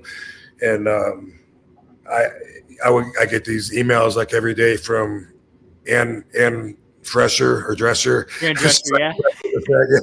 All these updates, and there's sometimes even a phone message, a recording, and it's like, hey, it's Nanny. No, because the other aspect too was the streaming. Was the big bone of contention, was the streaming. Right, yeah. Make revenue. It's such a wild business now, like with all that, how it's all changed. Talk about like not going to see movies, like you can watch shit at home, and just like how stuff gets, like series gets canceled even though they're good, and Netflix, but it's a matter of subscriptions. It's all, man, what a mess. Right, but you know, like at one point, like actors didn't even get paid royalties, so that's why they gotta, you know, do things like this to make it better, you know. And can you imagine? Because royalties, sometimes they just pay forever, and I mean, I still get it's like 13 cents, but I still get checks from doing Pamela Anderson's VIP. I think that was in '97. You know, and they've really trickled out, but I still get it. Like they still, like, imagine like all the different people. Imagine what Pam's getting. You know what I mean? Right. Like imagine like an actor that's had like 20, 30 years of just kick-ass top box office attractions and sales, and they got a sweet deal because of who they are and stuff. And imagine just how much money comes in just from the old stuff, you know, which, by the way, WWE pays royalties. I've heard some of the guys say that they had problems getting them or whatever, but there's a lot of stuff on there too that's previous work, you know, pay-per-views and stuff that now they're packaging and whatever. But so that falls into the category as far as like, getting paid for past work and the residual compensation. So it's a big part of the deal of the actor's life and business is residuals, and it's a lot more streaming now, I guess, and everyone's got their own platform, right? So new platform, I got hit up by three different platforms in a day wanting if I wanted to, do some content stuff with them and on their channel. It's like, well, how will people find you? Like, how do people know about Dominic's TV? Right. I did call it. I am setting up my own streaming service, guys. Rob, trying to get Rob into it. Dominic TV. Yeah, but So anyway, that's my thoughts. Okay, we'll do one more, and then let's get to our videology here. All right, Rogue 5 Entertainment, Mike MF. He's like, why wasn't there ever an RVD Shane Douglas fuse? Was it Clash of Styles, or was it more so he was injured and the stars didn't align so much? I think it was more that. Yeah. I think I have been in the ring with him a couple times, at least once. Definitely not often, but I do remember for some reason I was hurting a bunch of guys at this time. It wasn't long after I kicked Stevie Richards and broke his orbital bone, and same match. I broke Stevie's orbital bone. I also broke my own wrist in that match. Oh shit. Here's a little piece of trivia for you, dude. Before this night, I was doing the frog splash, but I was doing it different. Oh. Yeah. I used to jump up high as I could, but I would arch my back. So like if you see All Japan footage, I'm up there. Like if I do a cross body, I do like a really pretty arch because I'm awesome with my form and shit. Yeah. I would do the cross or the splash like that. And then when I would come down, boom, it was so much force. I broke my wrist in the same match, hitting Stevie after I busted his face. And anyway, I had a cast on for not nearly as long as I was supposed to have it on, but I had a cast, and it was like the fingers and my thumb were cut out, but I couldn't like move my hand. And I remember being in the ring with Shane. Could have been a 6-man, could have been a single man. I don't know, but I remember I went to just grab him like this, just from the front, just grab him, hold him in the back of the head, and my thumb just went straight into his eye because of my cast. Bam! And at the time, I didn't realize how serious it was. Like me and Sabu were like, you thumbed him in the eye. That's hilarious. But then he was fucked up with it, and it's like a scratched cornea. They even had a hospital term for it and stuff. Yeah. But after that match with Stevie, I stopped doing the arch and I started, doing what we now call a 5-star frog splash, and that was because I needed to protect my wrist. Did you know it was because you were arching that your wrist got fucked up? I must have, I guess. Mm-hmm. Yeah, I didn't know if somebody maybe told you, like, hey, the reason that happened was because you were okay. No, I guess maybe I couldn't do it that way without my wrist hurting after I broke it, while I was healing. Because, of course, I didn't give it time to heal. That match with Shane, my cast also got broken off. Shit. Yeah. And, by the way, my wrist is still fucked up. God dang. Yeah. Man.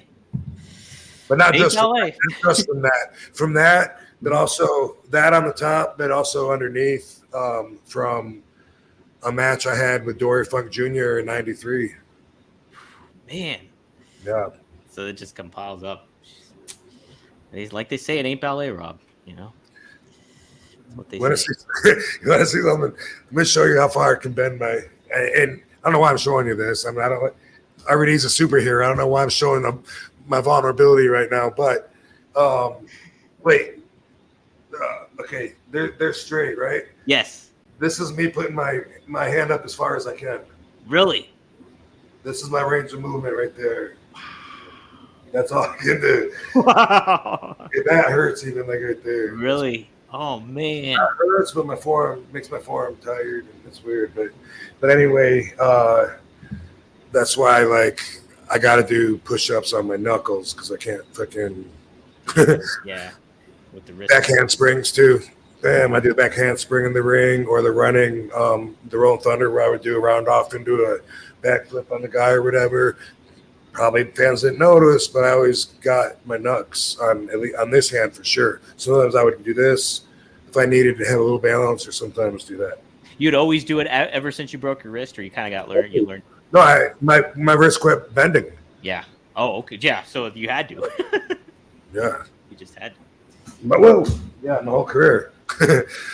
I'll keep an eye out for that. All right, Rob. Guess what? You know, all kinds of secret info now. You know to look out for this, and you know to look out for the Justin Roberts shit.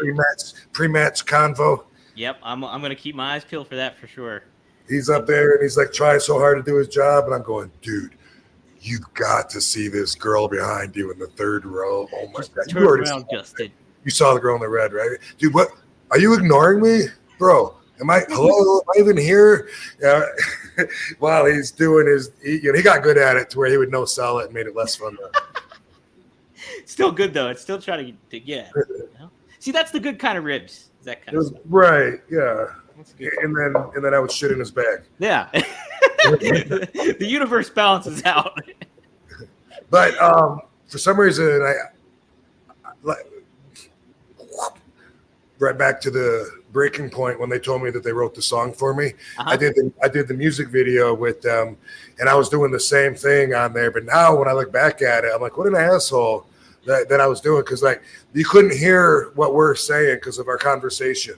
But you can hear music or whatever, but it shows us talking at a table. I'm supposed to be talking to them, challenging them to a drag race. As an actor, I don't really know how to get that across by talking to someone. Yeah. I don't know. But every time they would say action, and the camera would like come over, I'd just be like, man, do you guys like meatloaf, the food? Like the food. Every time, like they probably laughed the first time. I probably made them laugh a couple times, but then after a while, it was just like I didn't have any lines. Yeah.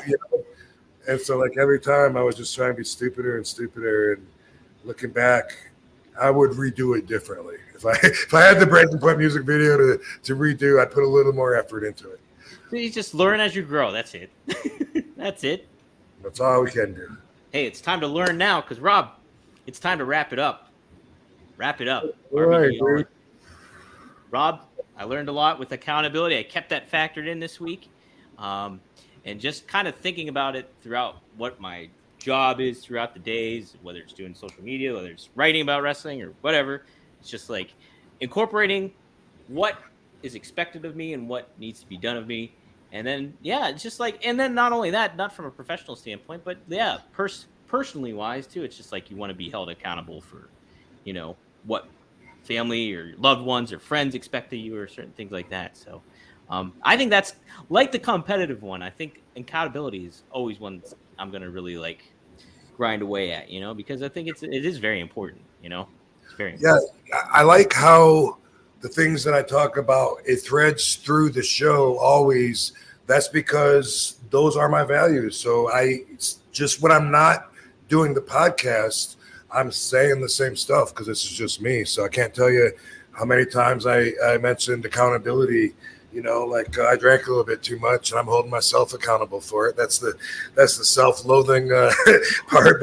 But a lot of people don't have it, and so it's like every day I talk about everything that we've talked about and a lot more that I'll get to. So one thing that because I hold accountability is an important value of mine, there becomes the question of RVD smoking weed, because am I a role model? Do I consider myself a good role model? I'm sure a lot of people would think I'm not a good role model because of the weed. However, I think a little girl with cancer that's allowed to use marijuana now probably thinks I'm a great role model in the way that I've done my part to help change the laws, to help change the world to a better position where it can help the people that really are important, not the prudes that are just like, well, I was taught it's bad, so you're dying. You know, the people that really can benefit from cannabis, that's just one thing that I'm talking about. But I want to talk about the role model. What is a role model? You think about it. It says right there, what's the first word in the role model? It's a role. Just like any role, whether it's a casting for a film project or whatever, every role is going to have certain factors that you're going to have to meet in order to qualify for that role. So the problem with that, though, is that all the criteria that you're being judged by it's completely subjective by people's values. And we already know everyone's values are different. So how can one person say that this person is a good role model if someone else says, no, clearly that person's not a good role model? What does a role model mean to most people? Well, I think that a lot of people, basic thinkers, just have a preset notion when they think role model. Maybe they have certain people they think of. John Cena, great role model. Maybe they think of their role models, or they just think of a specific something they were taught at school. Well, to be a good role model, you got to be able to be around kids, whatever. Completely subjective. Obviously, I respect the way that I live because I talk about it all the time and try to share my values. I'm great at pointing out my own flaws, too good at it, but I do that to myself all the time. And that's part of being a self-perfectionist, which is the way that I attacked my entire career by setting high standards for myself. I still set high standards for myself. And the way that I meet those standards makes me a good role model. Would I be a good role model specifically for everybody? Probably not. If you don't want your child to hear adult language, they probably shouldn't hang out with me for a few hours because I use adult language. Somebody, I think it was in a YouTube comment or somewhere, somebody, maybe it was on Twitter, probably. Somebody said, why do people swear? Well, if they don't have your values, maybe those words are just words to them and they don't have that silly filter on it or that stigma attached to it that makes them think they're doing something wrong. When I say, dude, man, great fucking job. Why did I say fucking? Well, it was a good adjective to use to add to the good job, which was the subject of the sentence. I wanted to add an adjective to make it even more extreme because that added meaning to my compliment. Okay, so if I can explain that and articulate the way I do, that also makes me a good role model. I'm overly honest. People don't like that sometimes, and I don't mean that I'm rude in a way where I have to tell people stuff about them. I don't mean like that. I just mean I pride myself in the truth, and I pride myself in not letting bullshit come out of my mouth. And the more apparent I am of that, then the more I distinguish myself from the basic thinkers, and the more I see the way that everyone else lives, which to me is below or not. It doesn't meet my standards, you know, when people are full of shit, when they lie, when they're just assholes, you know, rude people. There's a lot of reasons where I'm just like, man, their life is way different than mine. I don't want that person in my life. I don't want to meet that person. And everything's different for everyone. Everyone, you know, some people that are really, really dramatic. There's a lot of people that are dramatic, and they're not necessarily assholes, but I'm not very dramatic, and you know, you're gonna give me a headache if you have to scream everything that you're talking to me and use big, huge hand gestures and oversell the most mundane shit that we're talking about here. It's just like, dude, can we keep it real? Because what you're doing is you're acting, you're adding on, and that's really acting. And it to me, I feel like it moves you further away from the truthful foundation that you are when you're consciously.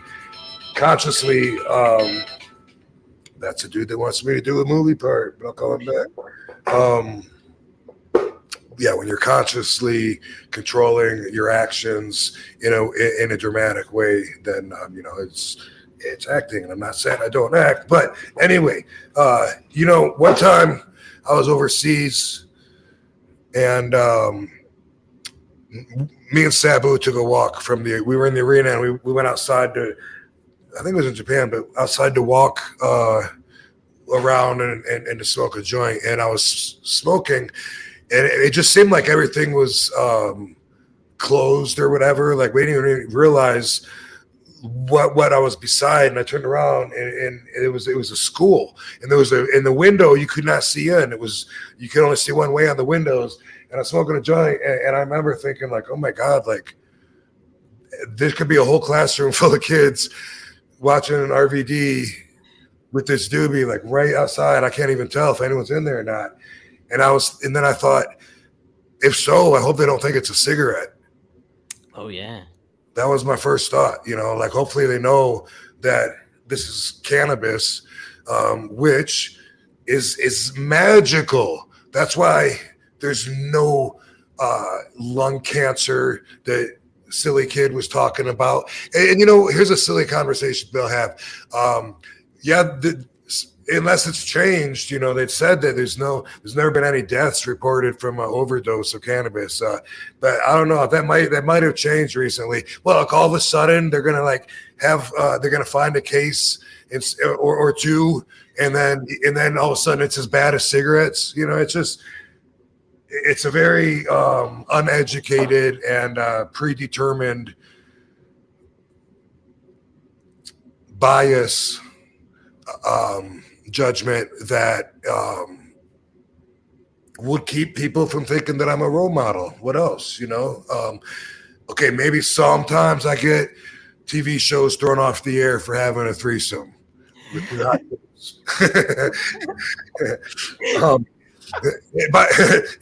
the way, I never used to smoke on camera until like maybe a year ago or so. Like when I started the CBD business, I thought this would be a good time to change. Like I'm going into that industry already as a longtime advocate, but now I get to meet all the people that say, man, I respect what you do for a whole different reason than the Rolling Thunder. I mean, right. You know, the wrestling move, because that's what it was like, you know, going to all the conventions and stuff and seeing all the people in the industry that I've inspired in that way, you know, and in this thriving business, and where they're helping change laws and change attitudes and all the above. So I never used to smoke on camera, and the two reasons.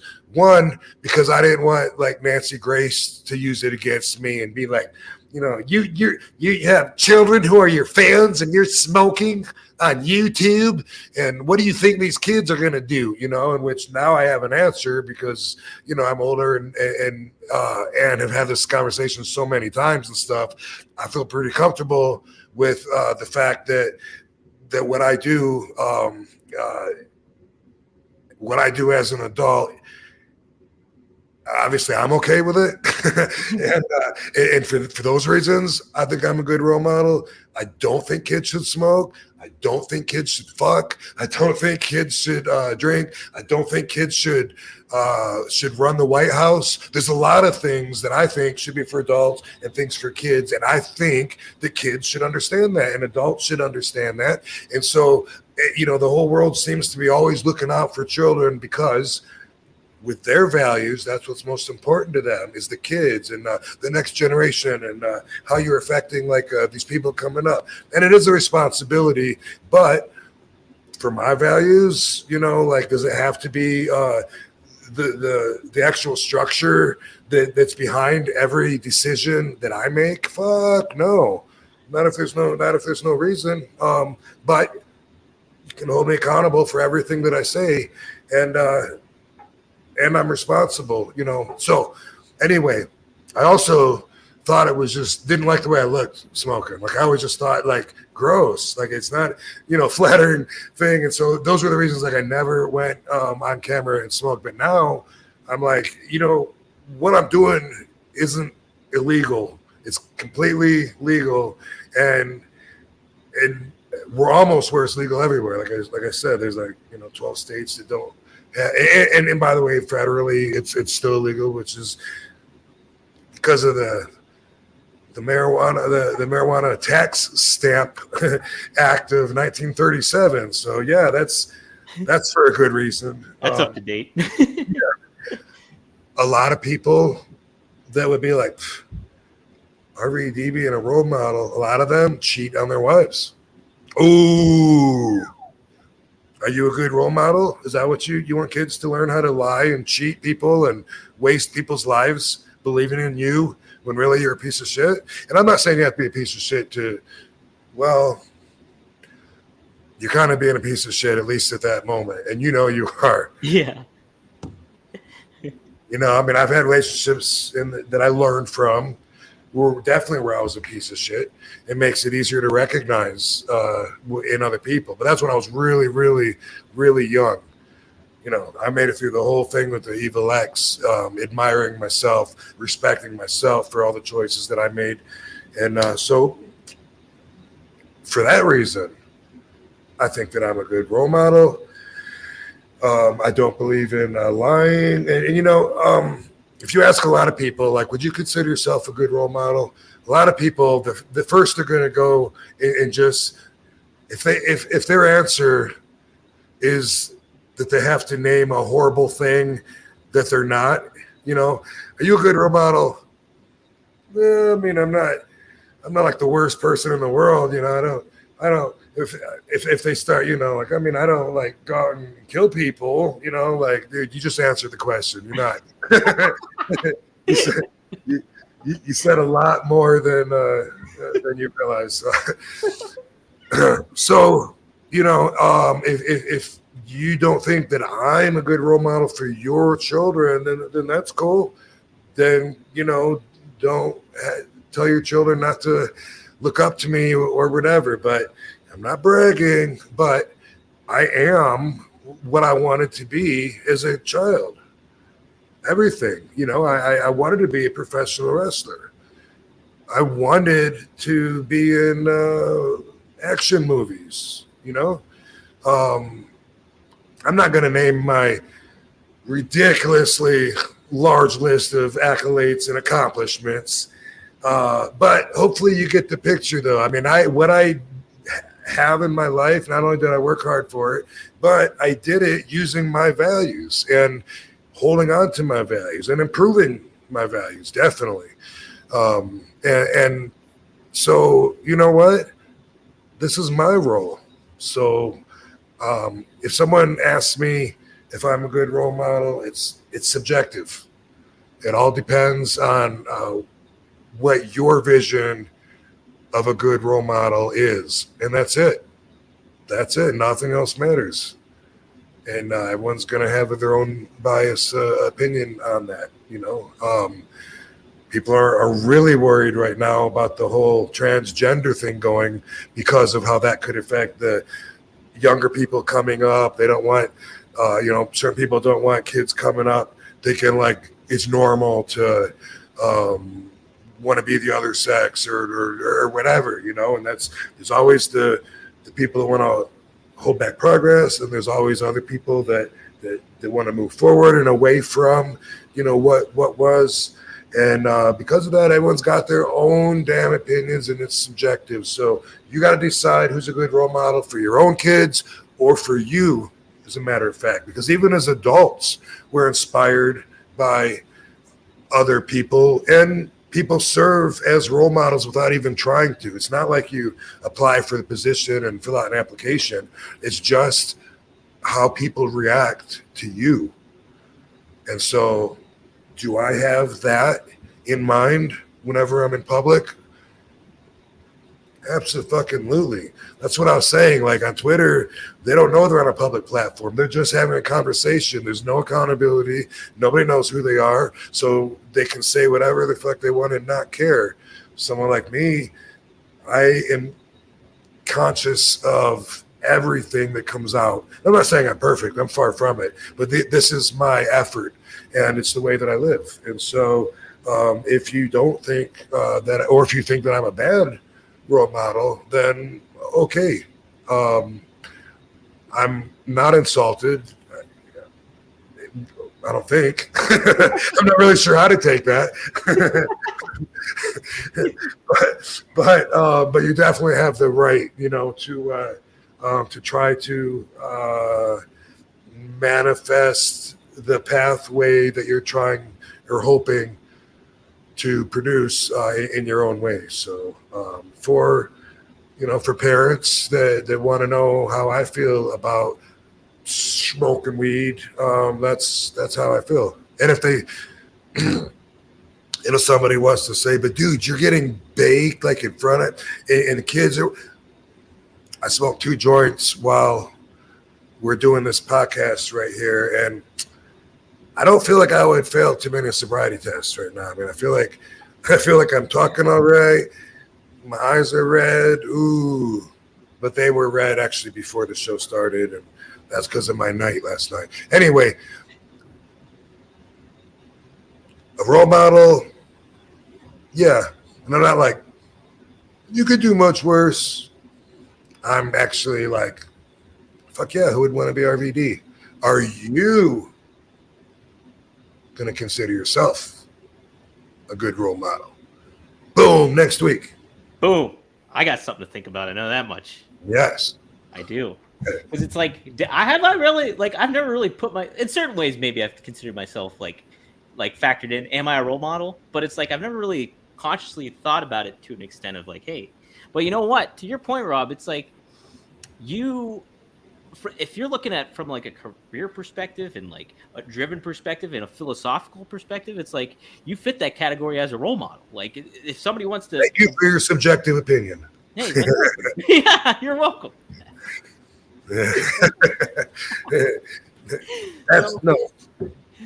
But it's like, and usually I think it falls upon like, hey, how do you impression that person, or what is something that a certain person excels at?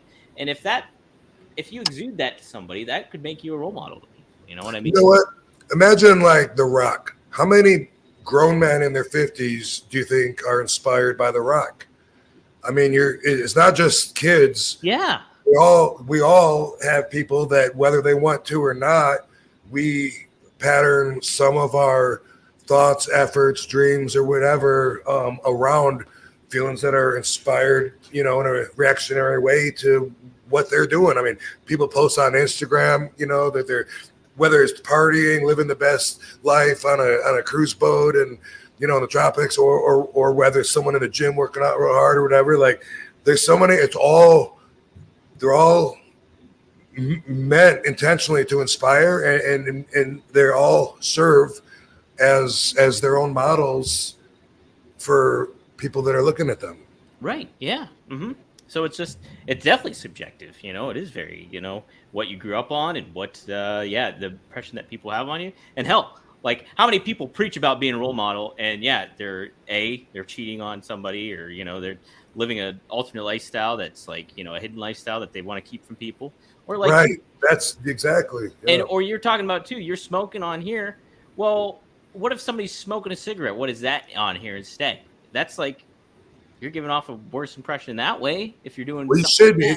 Yeah. It's usually not seen by basic thinkers, and still probably by at least, according to statistics, 50% of the people probably still don't even know that, and they wouldn't get behind thinking that that cigarettes, you're actually promoting poison. Right. You're. It's a thing too. Is like I grew up in a household where like. My dad's friend would come over and they would sit at the table and be smoking cigarettes. I wouldn't give a second thought about it. Now, if they smoked weed, my impression back then would have been like, oh shit, what the fuck? You're doing drugs. You're doing drugs. Yeah. So, but like cigarettes were nothing, but in comparison, it's just like, Jesus, I was breathing that stuff in. Like, me too. Yeah. I never smoked a cigarette in my life, but as a kid, I had plenty of secondhand smoke. Yeah. So being with the windows up in the car or whatever, like, ugh. My parents quit smoking when I was real little, but they used to, and definitely been around it. But yeah, my body reacts weird. Like I've told you before, like I can't breathe cigarette smoke. It doesn't, like, I reject it. It feels like my lungs lock up and just stop, like taking air in when it's got that nasty stuff in it. Oh, yeah. Ugh. But I get, where people just assume, well, smoke can't be good in your lungs no matter what. And it's like, what can I tell you, man? It can if it's magic. Yep. we talked about last week how the THC and smoke, according to Mark Emery, the Prince of Pot, goes into your alveoli and scoops out all the impurities from the crevices and helps clean you out. The one dude said, I need to quit smoking or I'm going to catch the big C. I saw that too. Yep. And I said, not only does it not cause cancer, marijuana smoke, but it actually is a cancer fighting agent, and the dude denies it. So right there, you're done. Right. It's like, no, I don't remember what he said, but I think I saw a response where he said, no, it does not fight cancer. Did he, or did I? He said something. He said something back. Anyway, that was, that's not even new. That's been known forever. Like there's a guy down in I don't know, somewhere south of the border. My friend Dango actually tried when he got cancer, because he was never into marijuana, Dango, but he got cancer, and it was spreading like really fast. They were trying to find things. Anyway, Rick Simpson. Mm-hmm. Rick Simpson's hemp oil has been known like for decades that it's like a high concentrate of THC made into like this thick oil. And this was before we had the oil in the vape pens and all and dabs and all that. And everyone is known, like he's got, if you look it up, you're not going to believe the numbers. And I don't know if the numbers are true, because he says that he cured like, I don't know. This is not an exact number, but there's something ridiculous, like 900 and maybe it was like 9,900 people out of 10,000 he cured. There's some kind of really like weird, like amazing claims, out there and shit. But whatever the deal is, he was one of the first guys, to really push the fact that a concentrated amount of high level THC would react to fast growing cells in your body by slowing down that production. And then eventually they found ways where they're saying, wow, it can actually reverse it. Didn't work for Dingo though. Yeah. But it does, like to your point, it helps in a lot of ways. Like you see how many people use it, for, therapy or whatever helps. We can do a whole show on that if we ever want to. But what were we were talking about just smoking cigarettes and how that was just a fucking. Oh yeah. So, so don't want to. A lot of people, if you swear, a lot of people, whatever. Yeah. Hey, everyone has a right to their own pet peeves, but as I probably said, if you have pet peeves, you're actually choosing to be mad at something. So you actually have control over these feelings. Yeah. And, I would recommend, if you have pet peeves, learn to just laugh at them. Yes, and just deal with it too. That's the aspect too. He doesn't know he can turn left. Oh my God, the light's gonna turn red, and he still hasn't even pulled out into the intersection. Oh, we're gonna get to wait for a whole nother. This is great. What a guy! Try that. What a guy. Cool, Rob. Well, anything you want to plug before? This weekend is what? Oh, I guess it's the end of July. So if there's anything you want to get out there, the word about or anything, is there anything you got going on? Might have a couple things that that come to mind that I'll save for next week. I like it. But also, I am booked at Tulsa, Oklahoma, and this booking just came through, like, I think since our last thing, but that's August 5th and 6th, Oklahoma. Okay. Yeah, I think it's Oklahoma Comic Con in Tulsa. So plug that one because that's like next week, right? Damn, that's coming quick. Holy shit. Yeah. What happened in July? What happened in July, dude? I know, dude. It flew by this month. Fastest month of the year so far, I think. So. I think so. Mm-hmm. Guys. Right. Cool, dude. Yeah. If you want to follow Rob, follow him on Twitter, social media, Instagram at The Real RVD. You can follow me on Twitter at Dominic DeAngelo. But hey, you want to check these clips out, check them out at RVD Pod right up above there. And that'll take you to Rob's YouTube channel. And if you guys are watching this in its entirety, you're watching it right now on the Premier Stream Network. And that you can see every Friday at 4:20 p.m. And then you can catch our audio, full audio, every Monday at 4:20 p.m. So. Awesome. And by the way, as a concentrated value that I hope I put out there, if I serve as a role model for anybody, I hope that I inspire them to be themselves. That's what would mean the most to me, and what I would like to stand for is for people to know it's okay to be different. RVD said so. That's right. And who else can you get better advice from than that? RVD. Who better? Show's name's one of a kind. It's one of a kind, guys. We'll see you here next week. Awesome. Thanks, Tom. Thank you, Rob. And